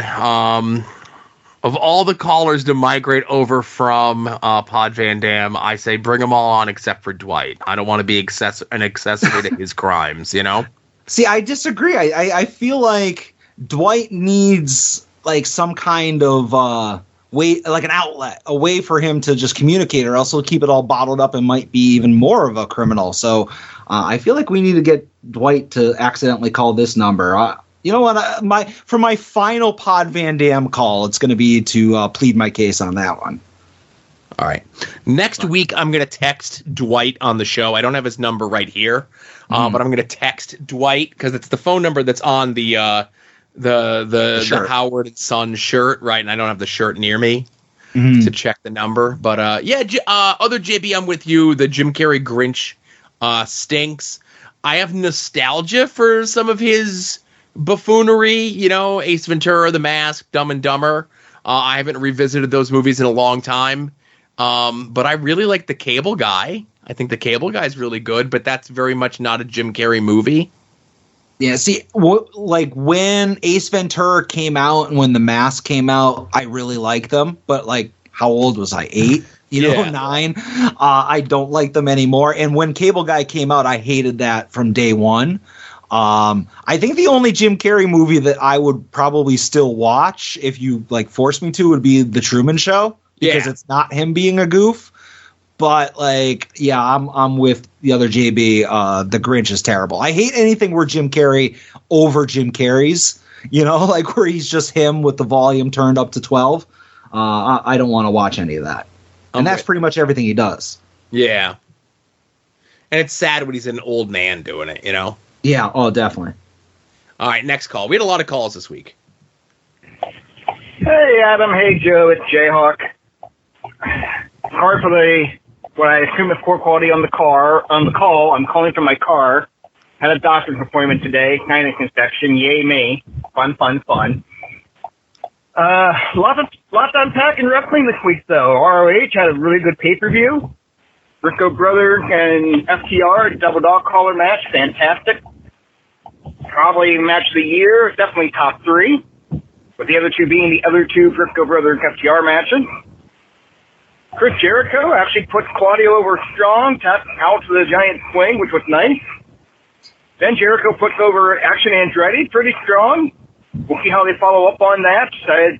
Knowing Jericho, that's going to be the only win Action Andretti gets for the next 8 months. He's going to lose the next 18 matches to Jericho. But for now, though, we'll look at the positive.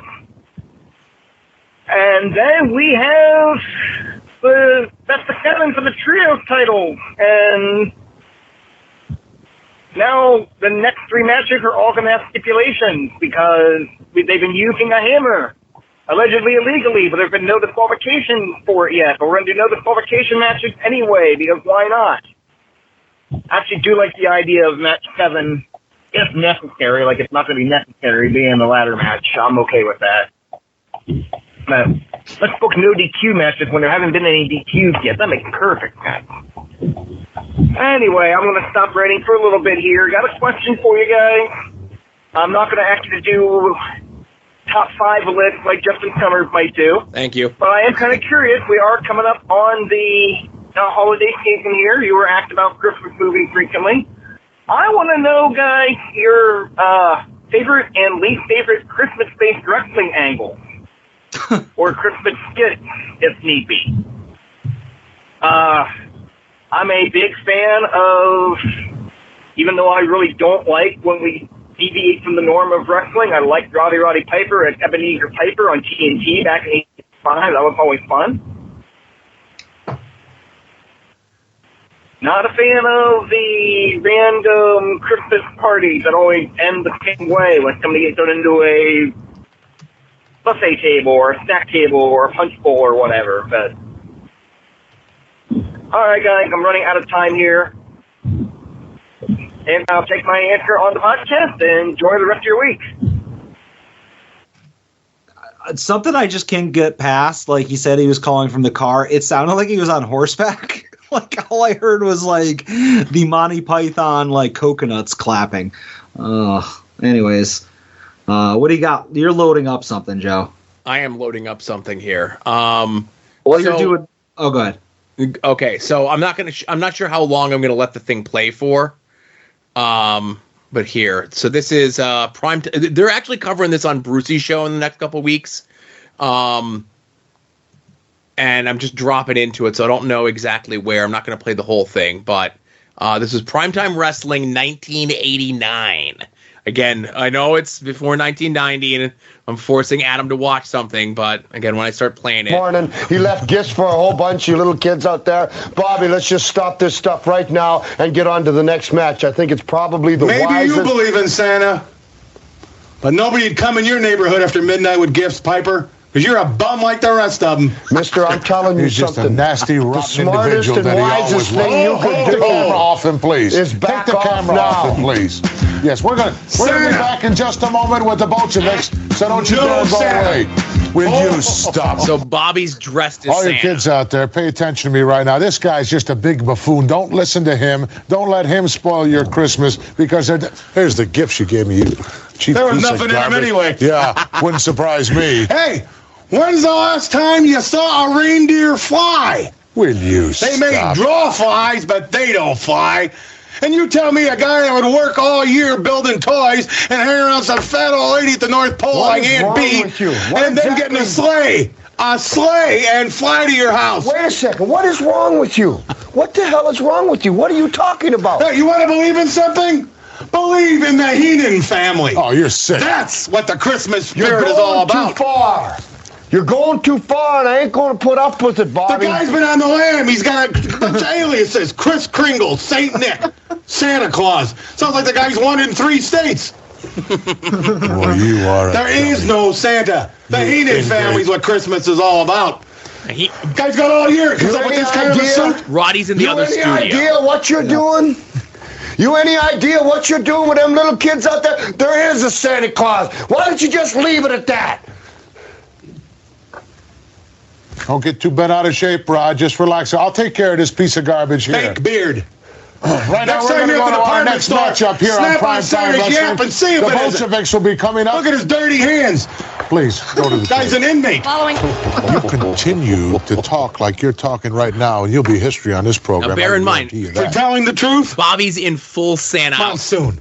Yeah. Why do you want to spoil Christmas for all those youngsters out there, or attempt to? You mean to tell me a you put break. your jammies on last night with the feeties in them and the button-down bottom, put the milk and cookies there, then went upstairs, put your thumb in your yap, and hope some fat guy'd come with a reindeer I and bring guarantee you you there are bananas? millions of kids all over the world that did exactly that, for your information.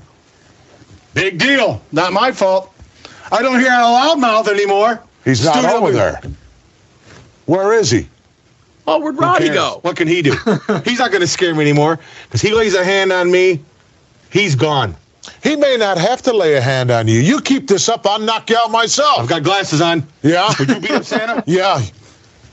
I'd beat up someone like you who's trying to spoil Christmas for all the I youngsters will out bring there. you something next Christmas. Please. There is no Santa, kiddies. Uh-oh. Here comes It's Roddy. a sham. What? Will you? Exactly. It's your malfunction. Rod. Hey, hey, hey. Huh? That's Get it. your hands off Take me, it man. easy now. I'll take care You're of this gone if you situation touch me, right Santa. here. You're like St. Nick. I ain't Santa Claus. There is a Santa Claus. We got a whole bunch of kids out there watching us, and there are millions are watching, and you're trying to root something on a Christmas day that's been a tradition long before anybody ever heard of you. What exactly is your problem? Not enough attention? Okay. What, you didn't get no gifts? I'll straighten things out then. Dummy, then you do that.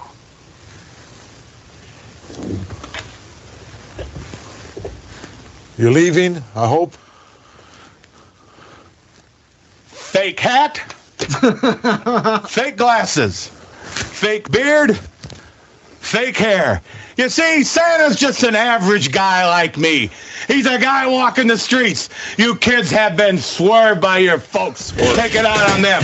Oh, God! Hold it!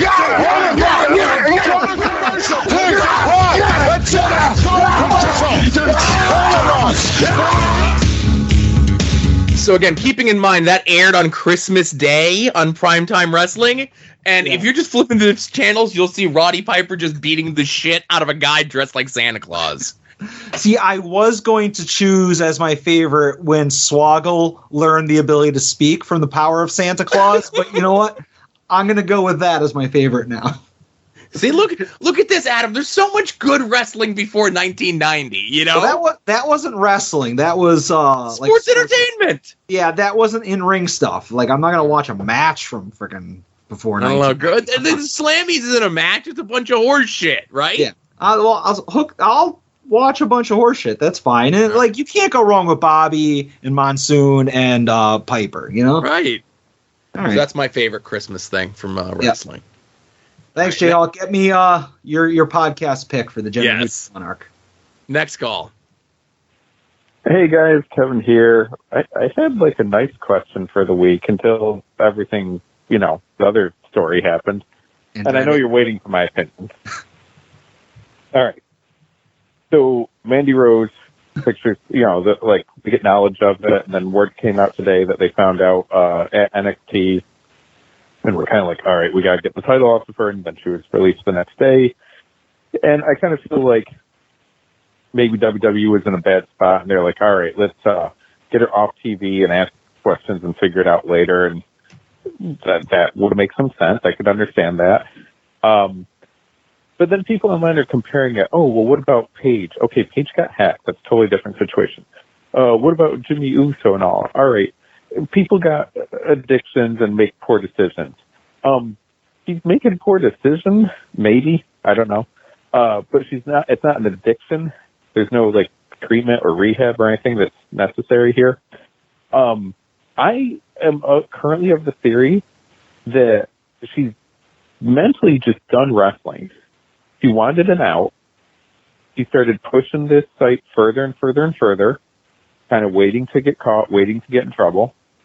And honestly, she's probably making a ton of money off of it. What is it, like $30 a month now?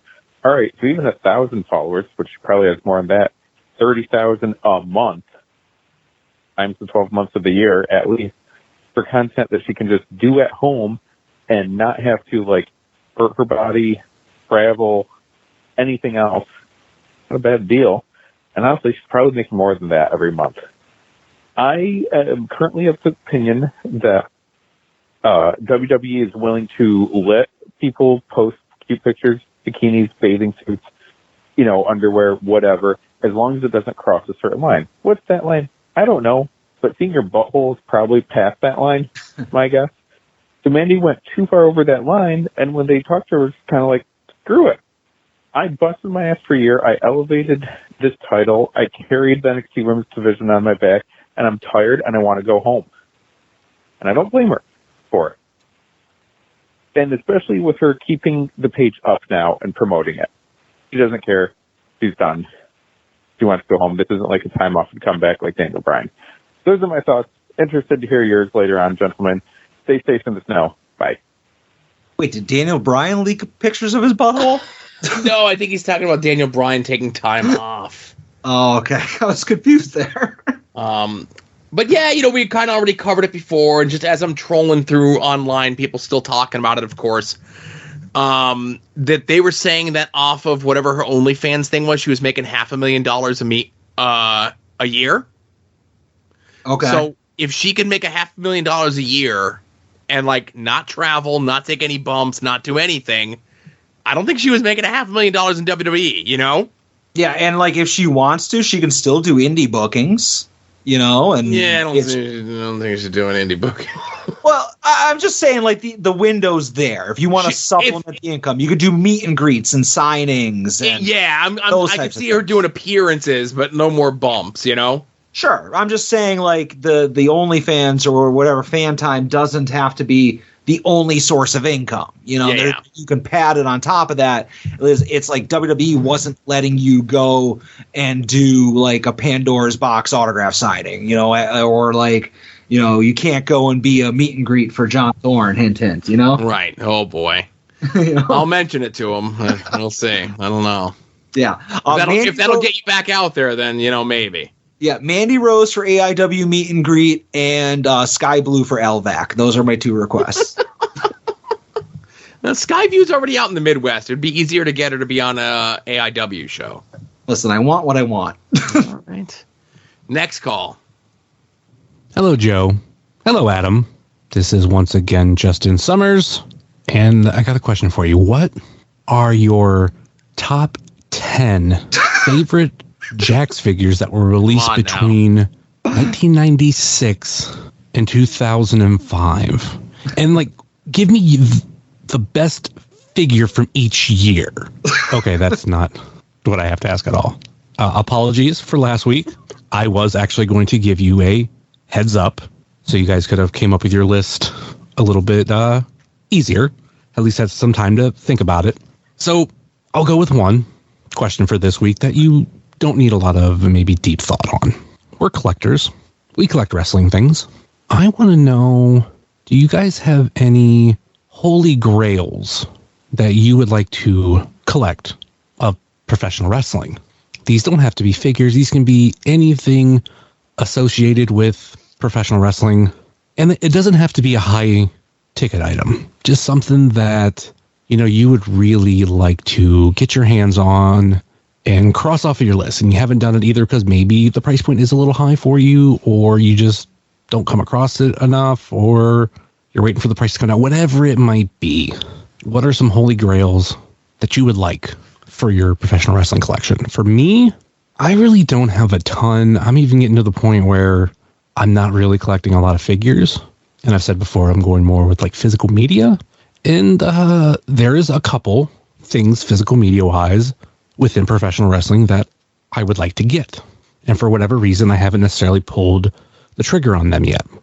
One of the things is the WWF fan club theme cassette tapes.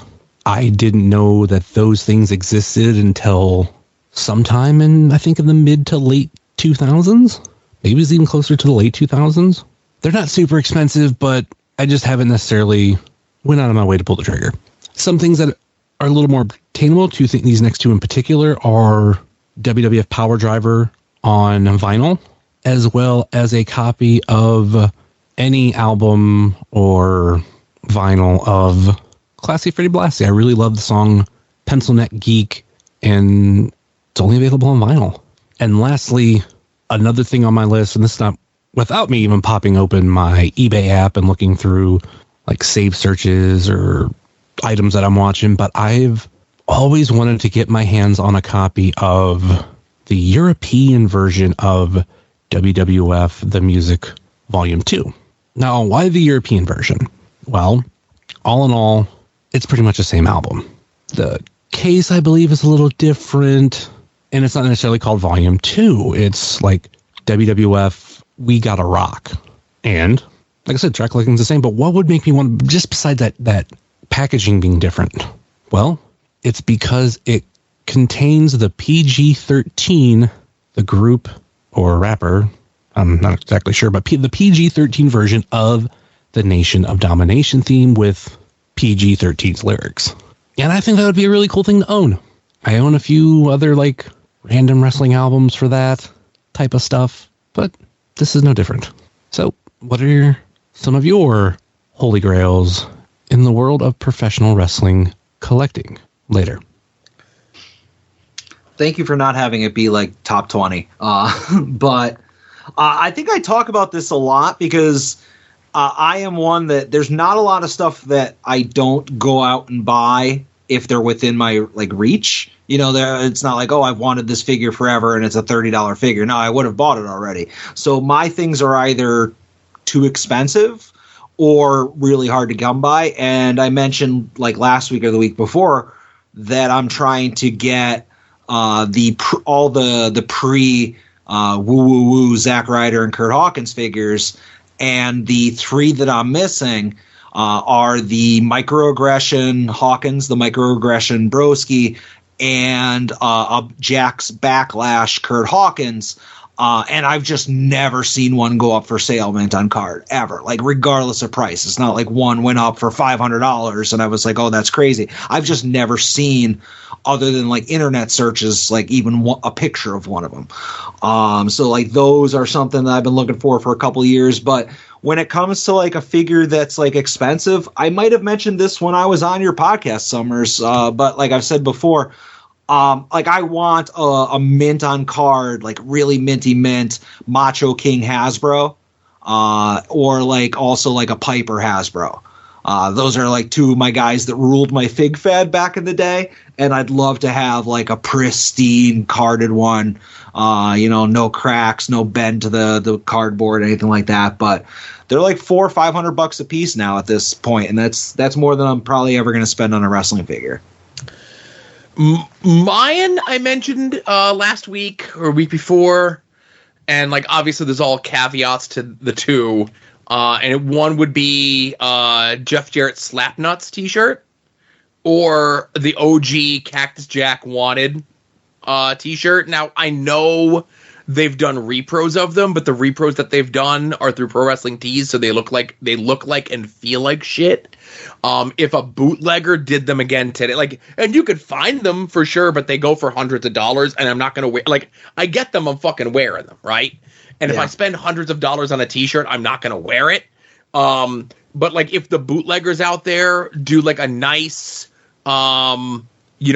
screen printed repro of the Slapnut shirt or the Cactus shirt, I would absolutely get them. And they always change up the Cactus shirt like slightly, because like the original, like they add like something new or they change the picture, whatever it is. Like I want the original, or I want like a repro of the original. No changes, no alterations, no nothing. And those would be the two things that I'd really want.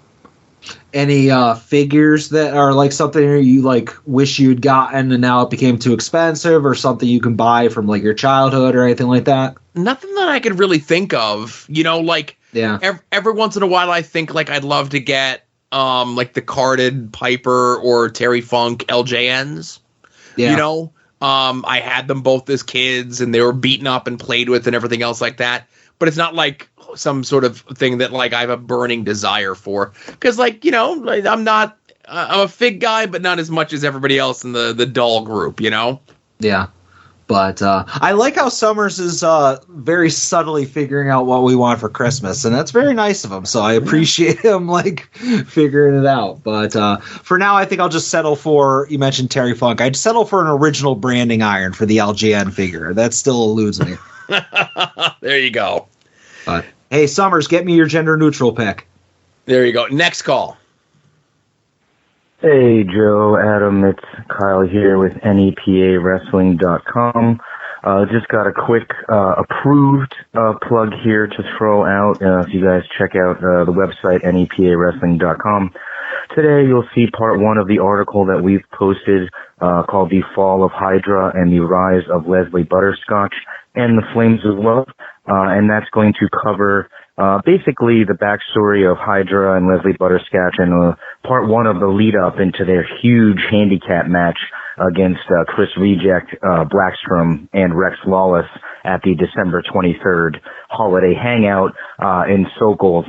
So for everybody who's into the LVAC, which I know is the majority of your listeners, Joe, is it's just a fantastic, and Adam, it's a fantastic organization and probably one of my favorite indie wrestling companies right now. So if you want to check it out, really appreciate it. Again, thank you guys all so much for what you do for indie wrestling and the banter and the great show, and I hope you have a wonderful day. Thanks, guys. Kyle, I don't know who approved that plug, but it certainly wasn't me. themanadamvan@gmail.com is my PayPal, so if you want this to happen again, you better make this right.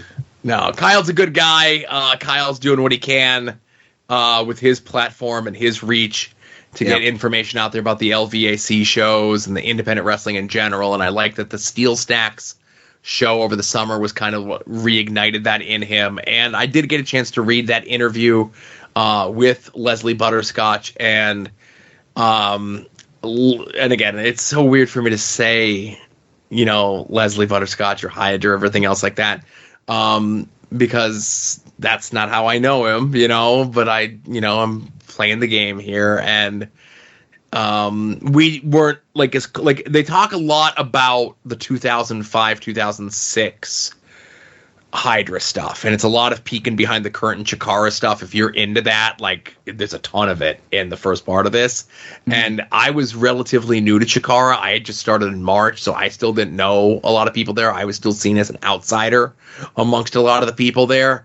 And myself and Leslie didn't become friends until a little bit later on after his debut.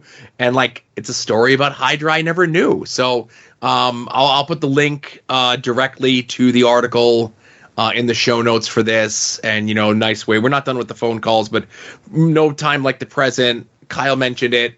LVAC Holiday Hangout is next Friday, the 23rd of December. Festivus for the rest of us. Card is and coming together. There's 5 matches announced. They said there's 5 matches, 2 bands.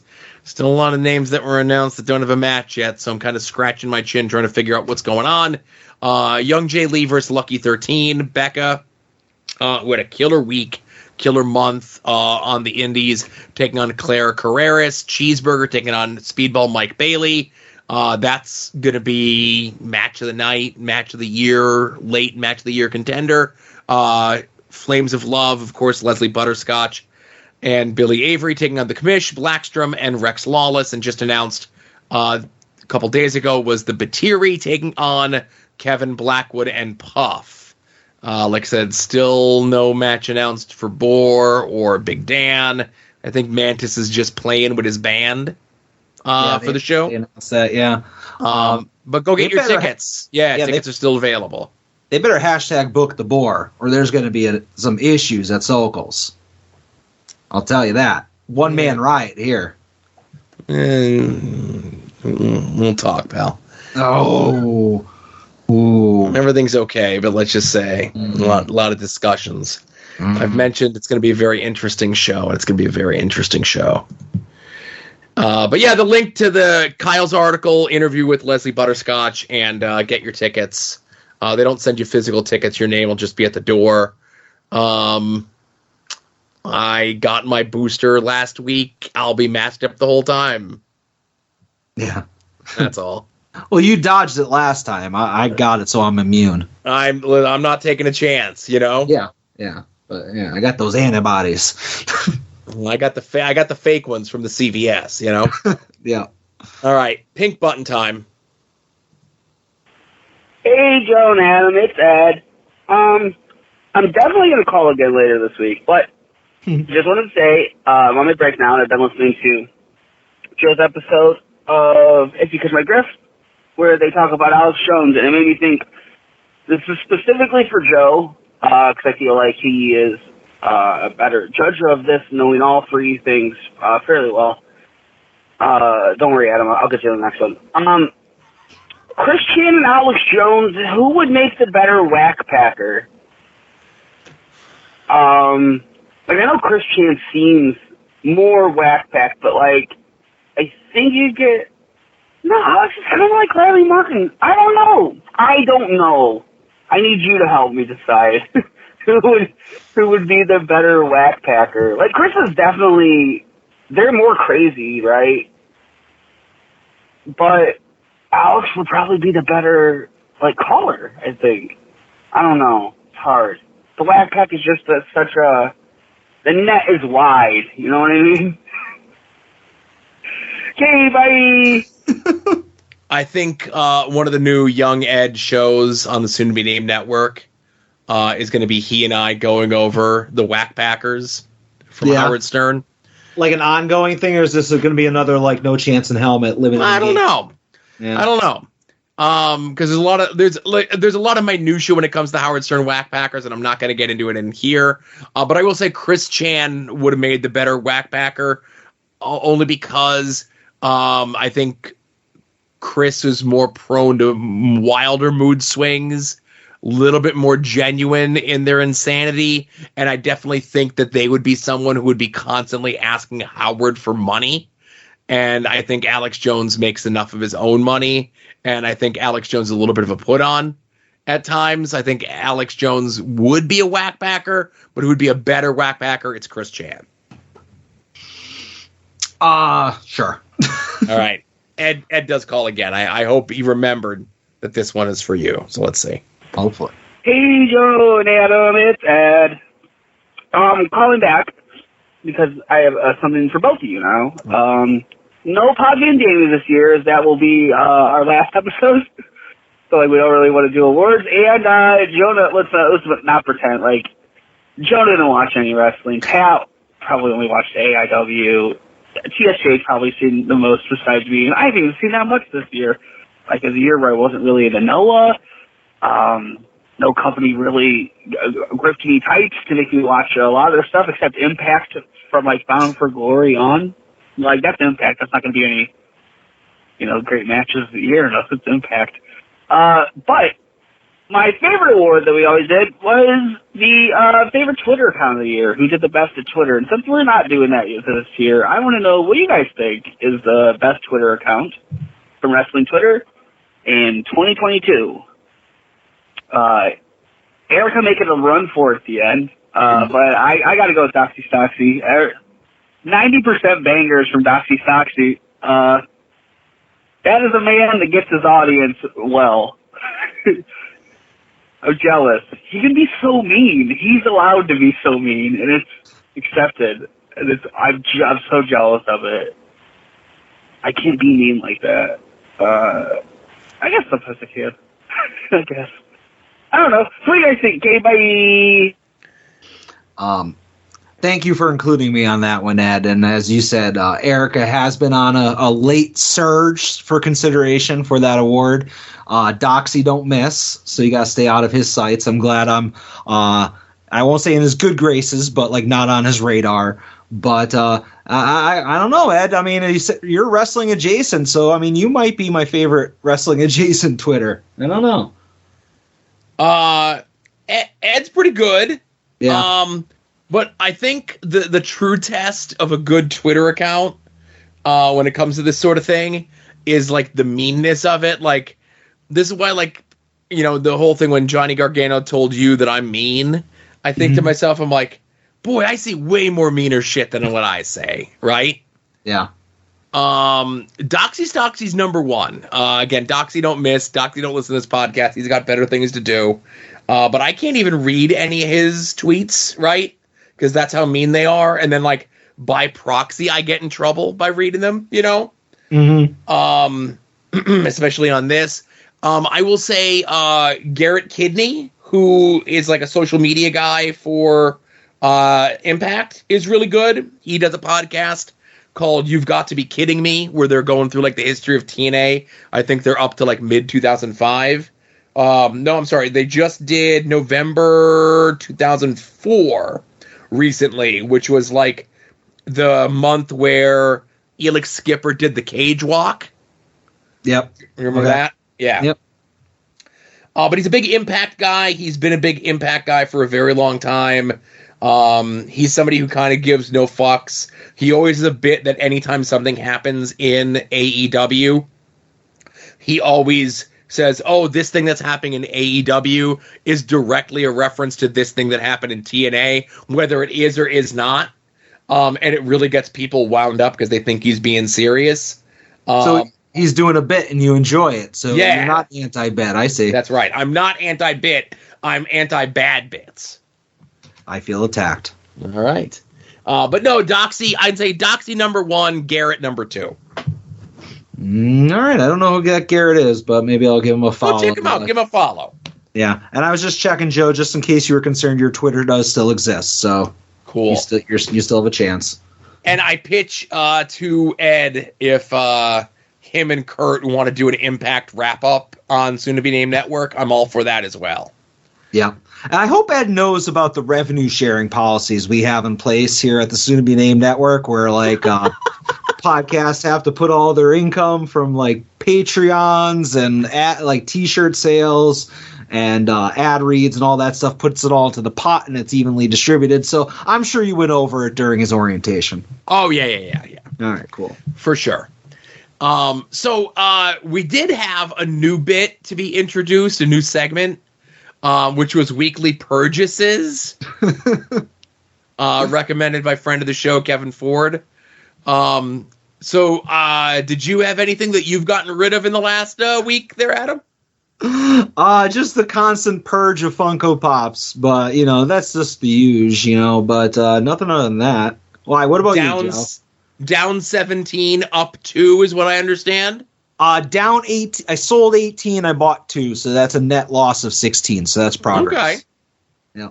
Yeah. And then for me, it's the what screenshots I have to delete from my phone. Oh, okay. I forgot about that. Yeah. Right. See, you purge physical items. I purge screenshots. You purge kilobytes and megabytes. Yes. I have the screenshots of Erica's tweets dunking on PB Smooth. Yeah, those are good. Those are good. She's a cop now. Somebody had retweeted or quote tweeted a really bad clothesline on my timeline, and I had to send that to someone. And then in the group, somebody had sent a picture of Mercedes Martinez and her training buddy for the Ring of Honor show, which was low key. And I had to take a screenshot of that and do maybe send it to the number one tweeter on Twitter to see if he could workshop anything with it. But yeah, that's those are all my deleted tweets. That's my weekly purchases. All right, I like where this is going. Maybe in the future I can look for some pictures, some incriminating pictures to delete as well. Well, no, you have like your physical stuff that you're trying to whittle down, and yeah, I have my screenshots and screen recordings that like once a week I'm like, okay, we don't need them anymore, right? Yeah, that's true. Yeah, because 2023 is going to be the year of financial responsibility, so I do have to sell a lot of stuff. So right, nothing that I'm going to miss, but I have to like purge a bunch of extra stuff I bought to flip mostly. So we already did the plug for the LVAC show. Yep. You did the plugs for our podcasting friends, right? You got everyone, or is there a few more you got to throw in there? I mean, I did a bunch of them, but obviously also check out Longbox Heroes After Dark, Porch Talk. Ooh, I should give them a vote for gender neutral. Viewer's Choice, WWE War, Wings on Wings, Between the Sheets, and If You Catch My Grift. Those are the ones that I didn't mention earlier. Okay. IndependentWrestling.tv, promo code AddOdds, new subscriber. Let Jerry know that you came to him from us. Everyone's calling, doom and gloom for IWTV. I know losing CZW this week to not Fight Plus, but the other Fight Plus that the guys who left Fight Plus went to start is a big hit. Losing Paradigm Pro to Fight Plus, not so much. It's just it's going to be interesting. I still support Jerry. Jerry's my friend. I've known Jerry for almost 25 years. So I hope, he kind of rights the ship going forward in 2023. But like I said, promo code AddOdds, new subscriber, go check out the stuff that they have going on over there. TeePublic is having a sale until, I think, Saturday, 35% off. They keep changing their cutoff date of when the last day that they can ship stuff before the holidays is. It was the 14th, now it's the 16th, now it's the 17th. As long as they keep doing it, it's 35% off. Go get some designs inspired by AddOdds, some of the other shows on the soon-to-be-named network. You want to support the show, of course.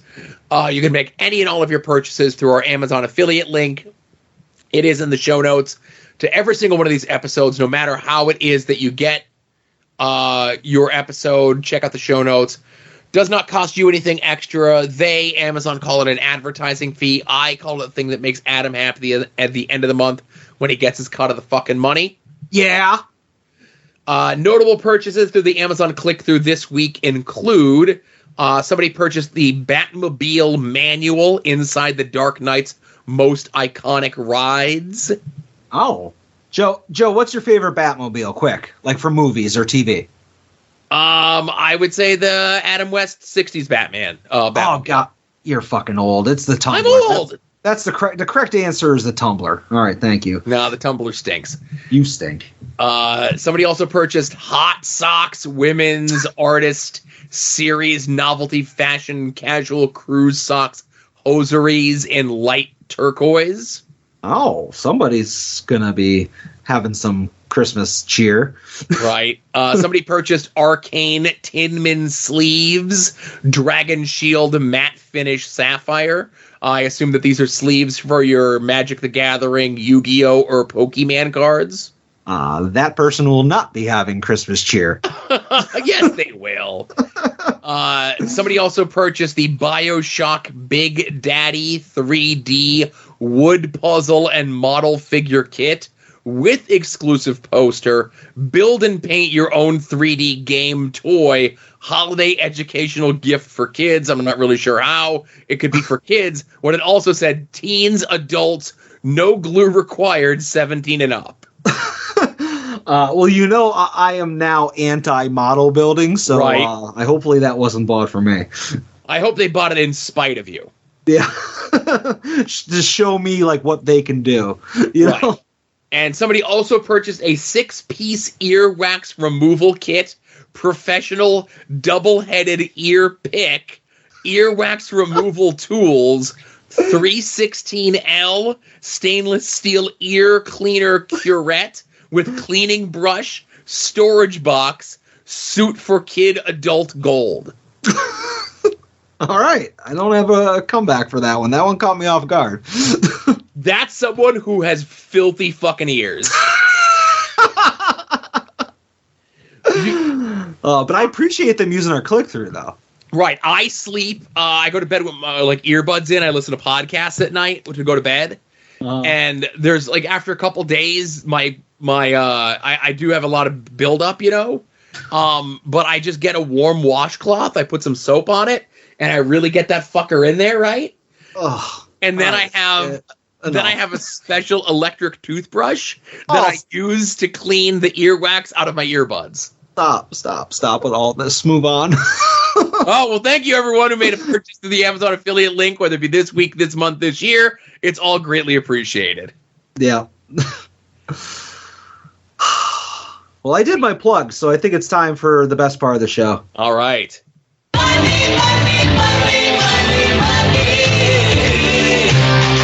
Some might cost a little. some might cost a lot. But I'm the $100 Vansky.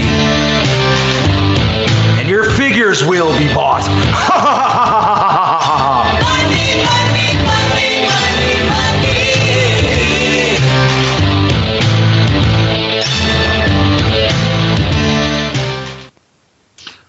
Joe, I bought a lot of things this week, but I did a lot of Christmas shopping. Like I've been dragging my feet. I think I might have mentioned it before, but I've been dragging my feet, and I'm like, all right, Christmas is like a little bit more than a week away, so I should finish that up.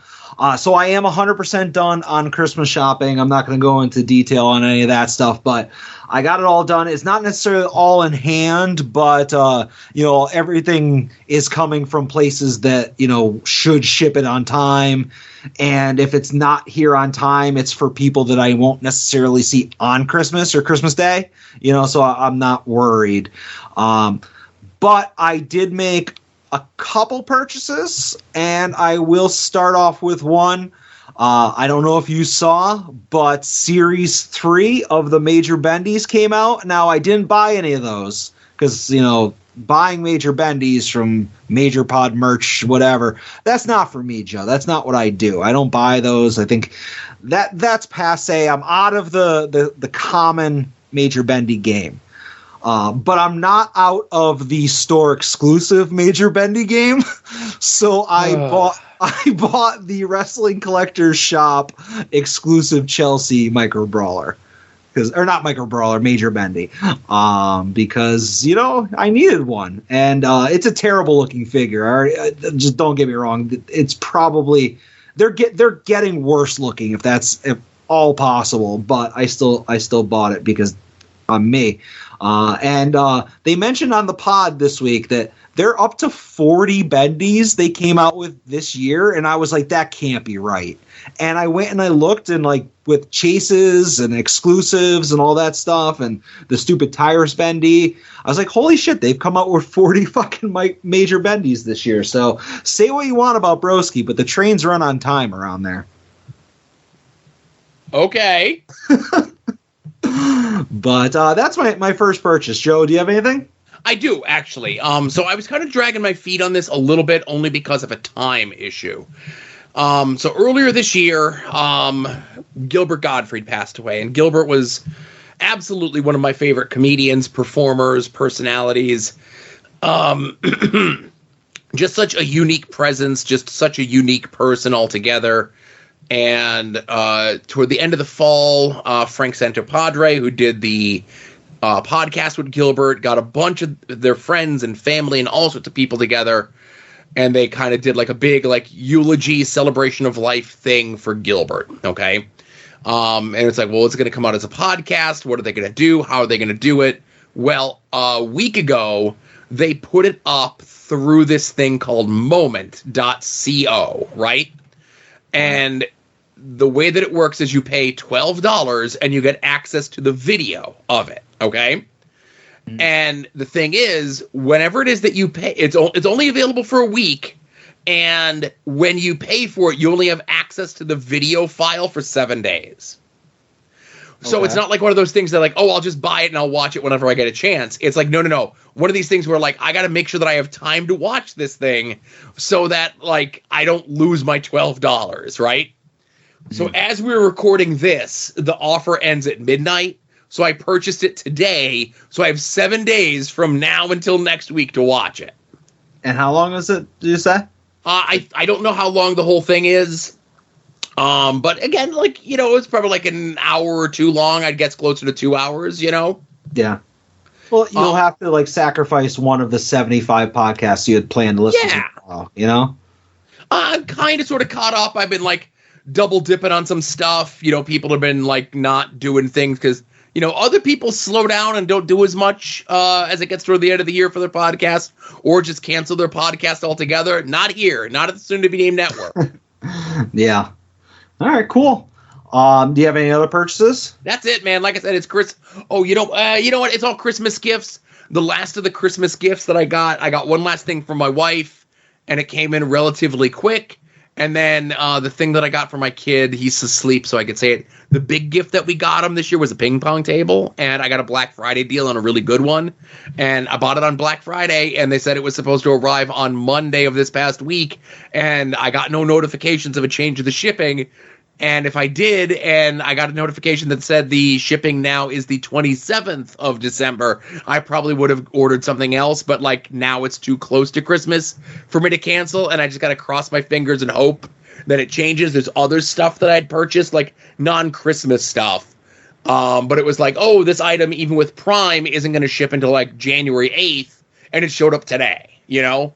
Yeah. So I think Amazon shipping right now is a little screwy, you know? Well, let me ask you this, and I might be able to help you with something. If you go to the listing of that product right now, yes. What does it say? Like, if you were to buy it right this second, what's the shipping date for a new customer buying that item? Let me look. Because, and I'll explain. Oh, now see, as we talk, right now it's saying that it's going to be here on Saturday. Okay. So like, literally, yesterday it said it wasn't going to be here until the 27th. Gotcha. So you see what I'm saying? Yep. So I bought my mom something from Amazon, and before I went to check out, it said in stock. You know, I have Prime, so it said like, you know, order by 5 p.m. and you'll get it the day after tomorrow. You know, so I order it. You know, I'm happy to like that's gonna be no problem. And then I look at it and it says shipping by December 20th. And this is like, I guess, the 13th that I ordered it, or the 12th. Right. And I'm like, well, that's cutting it close. And why is it going to take 9 days to ship when it just told me that it was going to ship like the next day and be like overnighted, basically? So this actually is a trick that helped me with some figures. If you ever have an item where you order it and it tells you that you'll get it in like a day or two, and as soon as you place the order, the shipping date is like in the future, like weeks or even months, which I've seen happen with figures. Go into your order history and click edit order, and then it'll have a thing that says change shipping time. Now, even though I'm sure as a Prime member, you default to the fastest shipping. Yeah. For whatever reason, when you click on that, the only shipping time it gives you is the Prime. But if you click on that same Prime shipping and hit save, it like unfreezes the item from being like weeks away. So I did that with the item that I got for my mom that like, again, it says it was going to ship on the 20th. I went into the order, said change shipping, just chose Prime shipping again. And like 10 minutes later, it says like arriving tomorrow. Mm-hmm. It's like this weird fix that somebody like in the toy community taught me, and it's worked for me several times with Amazon. Right. So like I said, this thing I purchased on the 25th, and it told me that it would ship, like I would have it by the 12th. I'm like, that's plenty of time, right? Yeah. So I didn't care. You know, it was a Black Friday deal, whatever. Excuse me. And, you know, like I said, you know, yesterday, me and my wife were like, shit, it's not going to be until the 27th. And then we're checking it today, and it says Saturday. So... yeah.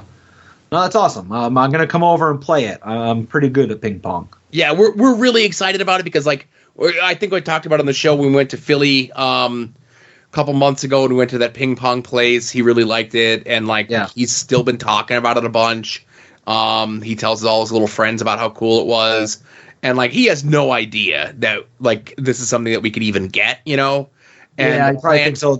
You could only get them if you're like a professional organization. Something. Yeah. And the plan is obviously it's going to be difficult with him being here on Saturday, but is to get it in the house and have it set up downstairs. He opens up all of his Christmas stuff. The last thing that he opens up is a thing of the paddles and balls with a note that says go downstairs. That's awesome. You know, so like even though like he's at the age he doesn't believe he's in on it. You know, he watched the Roddy Piper Bobby Eaton thing that we put on before, so he knows what's up. But like we still like to surprise him and give him cool shit. You know? Yeah. That's cool. One other purchase. I've mentioned this before. Like a couple months ago, I had bought those dissected cell phones, and they were framed. If you remember, like the dissected iPhone, the dissected first Android phone. Yeah. So like I have a soft spot for like phone history.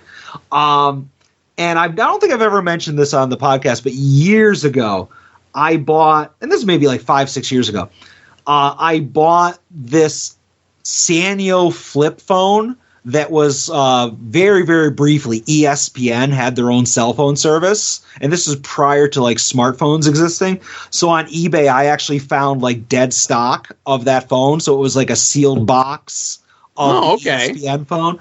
And it was like, still sealed with all the packaging and whatever. So when I got that, and that was actually one of the first phones that I sold when I first started working at the importer-exporter business like 18 years ago.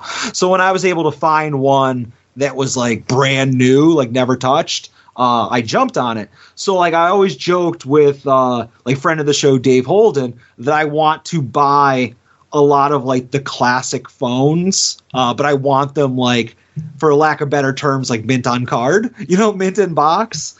So I had something on my saved search for years. I'm not even exaggerating, years and years and years, that actually came up, and I purchased the HTC. If you remember that phone company, long since, well, they're not dead, but they might as well be dead. But the HTC Nexus 1, which the Nexus line of phones existed. There was the Nexus 1, 2, 3, 4, 5, 6, 6P, the Galaxy Nexus, and eventually they rebranded it as the Pixel, which is what I'm currently on, the Pixel 7 Pro. Okay. So it's the great granddaddy of high-end Google phones.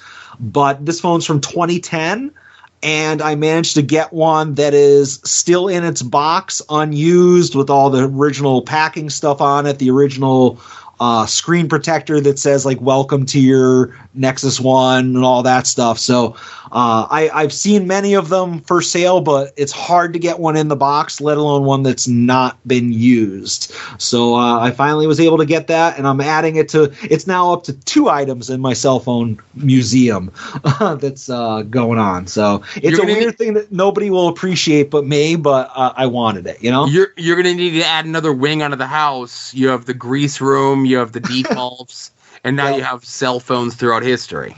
Yeah, well, it's just a grease shelf, so maybe we can have like a cell phone shelf as well. Gotcha. But that's it for me, Joe. That's all I got is the major bendy in that cell phone, because it's been mostly me buying Christmas stuff.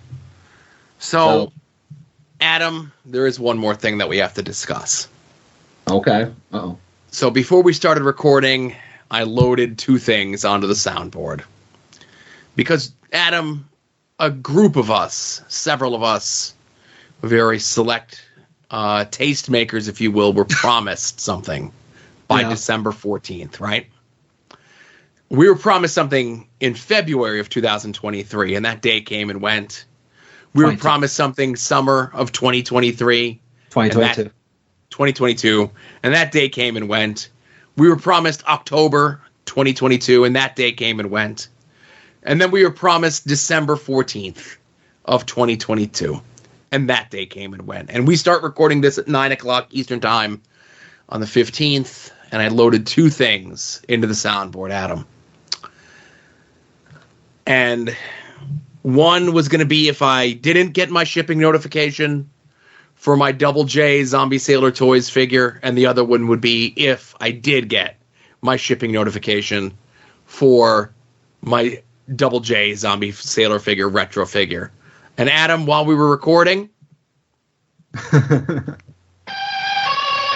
got my shipping notification. I'm going to let this play for the rest of the episode. The long-ish National Nightmare is almost over, Adam. It's a little loud, so you might have to turn it down. I purposely did it lower than I had it the last time, right? Yeah, it's still hard to hear you. But yeah, that's, it's impressive that it happened. So you got your shipping notification now. Here's the thing. Just getting a tracking number doesn't mean shit. I understand. It could still take a week for there to be movement on that tracking number. So let me ask you this question. Now that you have, at the very least, a tracking number. Yes. Is it like all's forgiven, you're happy? No. Or are you going to be like, all right, well, is it going to take, if it takes 10 days for that thing to be in your house, are you going to be mad? No. So at this point, I'm just happy that it shipped, okay? Yeah. But it's not over yet. I need to get it in my hands. Would I love to have it in my hands before Christmas? Yes. Would it be hilarious if I get it on or before the 26th? Absolutely. Yep, the 17-month anniversary of the original pre-order. If it comes and arrives on my doorstep the 17-month anniversary, it would be hilarious, right? Yeah.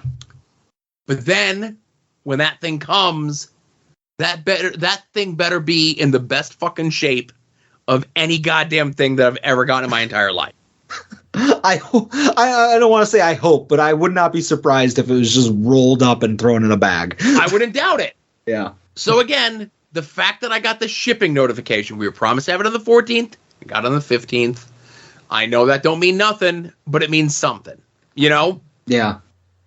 Again, I am shocked that there hasn't been, because every single Zombie Sailor figure, once they're in his hands, he shows pictures of like the stacks and stacks of boxes, and here's 50 Broski and Hawkins figures, here's 100 whoever else was in that first line, it's escaping me, but Dino Bravo, Earl Hebner, and Sabu. Yeah, so it's like, oh, here's 100 Sabus.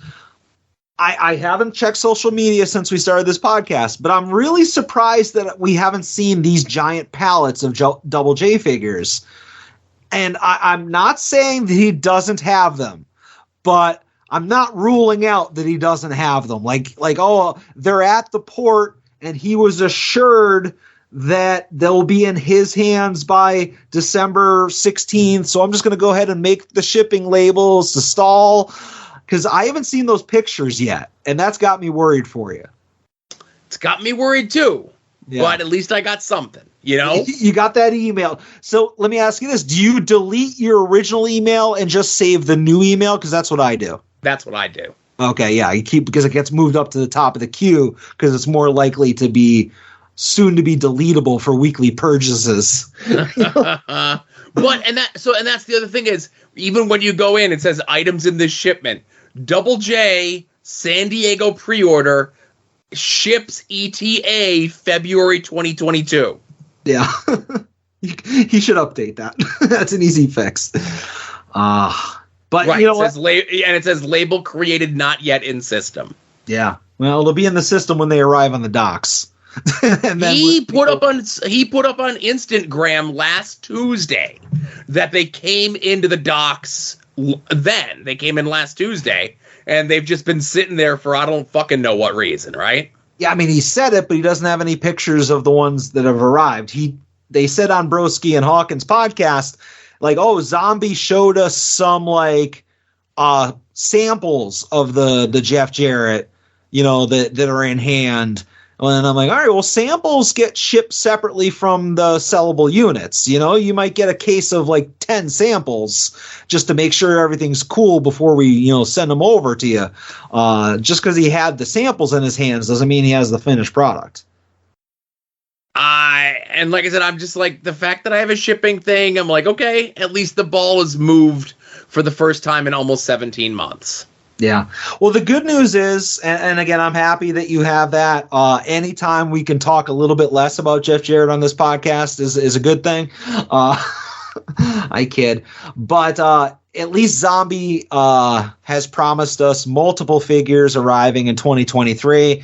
Obviously, the Johnny Gargano, Little Mean Johnny went on sale last night. Tonight. Well, pre-order, for the major groups. Yeah, if you're in the Patreon group, it went on sale last night. If you're general public, it went on sale, while we were recording. And he promises that that's going to be in our hands within, I think he said 5 months. And Zombie said they were going to ship in the summer. Oh, yeah, that's right. And summer can go all the way to August something, so... But yeah, so I mean, obviously he's got this all figured out. Everything's going to be much quicker. And I definitely didn't pre-order Johnny Gargano Zombie Sailor figure. So, of course you did. What? No, I said I didn't. Did you order two because there's two different cardings on it? No, it's a 1 in 10 chase. I would never buy 10 of them to try to get that or multiples. If I did buy one, just for the bit, so that in 6-7 months we can go through this all over again with another figure, I would have only bought one. Mm-hmm. Just saying. And I'm sure you got a real good deal on it because you get the Good Brother discount for being a major toy boy. So apparently Series 2, again, I didn't because I didn't pre-order one, but Series 2, which was the Raven set and all that stuff, everybody other than Raven obviously was $40 to the general public. So Zombie offered to major Patreon members a $5 discount if you pre-ordered last night. And the discount brought the figure down to $38 before tax and shipping. So you got $5 off, Joe, but it was $5 off a newly raised price. Yeah, Raven is 45. All the other figures in that series were 40. I think the discount was it was whatever it would end up being, $5 off each. Yeah. So. Like I said, I'd be curious to see how long that Gargano takes for anybody who had pre-ordered it for it to come in. Again, I did not pre-order it, but I'm very curious how long it's going to take to arrive, because I'm sure Zombie's going to be on the nose on this one. But again, I did not pre-order one because I would not do that. Promising 15 figures shipped in 2023. Yes. Yes. He couldn't get 4 out this year. Double J will be 5, right? Well, whatever Series 1 came out this year, right? About 4 figures. No, it's 5. So 5 figures plus Double J is 6. Yes. Yeah. So he's doubling plus for next year. Yeah. And I know he's counting in that. So you got the new series, which is 5 figures, right? Yeah. You got Johnny, you got the new Sabu, you got the Danhausen, that's 8. And we've seen the whatevers for Roadkill. And then there's the second Andre with the black singlet. So that's 9 that we know of for sure. Okay? Yeah, so probably a series of 4 that he hasn't at least said the exact lineup for or something to that effect. Right, exactly. So he's guaranteeing that 15 will be shipping in 2023. I'm sure he's going to nail it. I think that this is the year of Zombie Sailor. I'm gonna turn face on Zombie Sailor toys. Oh, okay. Yeah, this is the year. Well, like I said, unless somebody remarkable gets announced for the next sets or the next series, I wash my hands after this Raven thing. Yeah, and like I said, I washed my hands after the Broski and Hawkins ones because I definitely didn't pre-order a Johnny Gargano. Definitely didn't do it. Mm-hmm. Yep. So I'm done. I washed my hands. All right. But that's it for me, Joe. All right. That's it for everyone. Like I said, next week we're watching A Christmas Bounty for Adam's homework. Why is The Miz in so many shitty Christmas WB movies? But closing out episode 220 of At Odds with Wrestling, everyone be safe out there and enjoy some wrestling.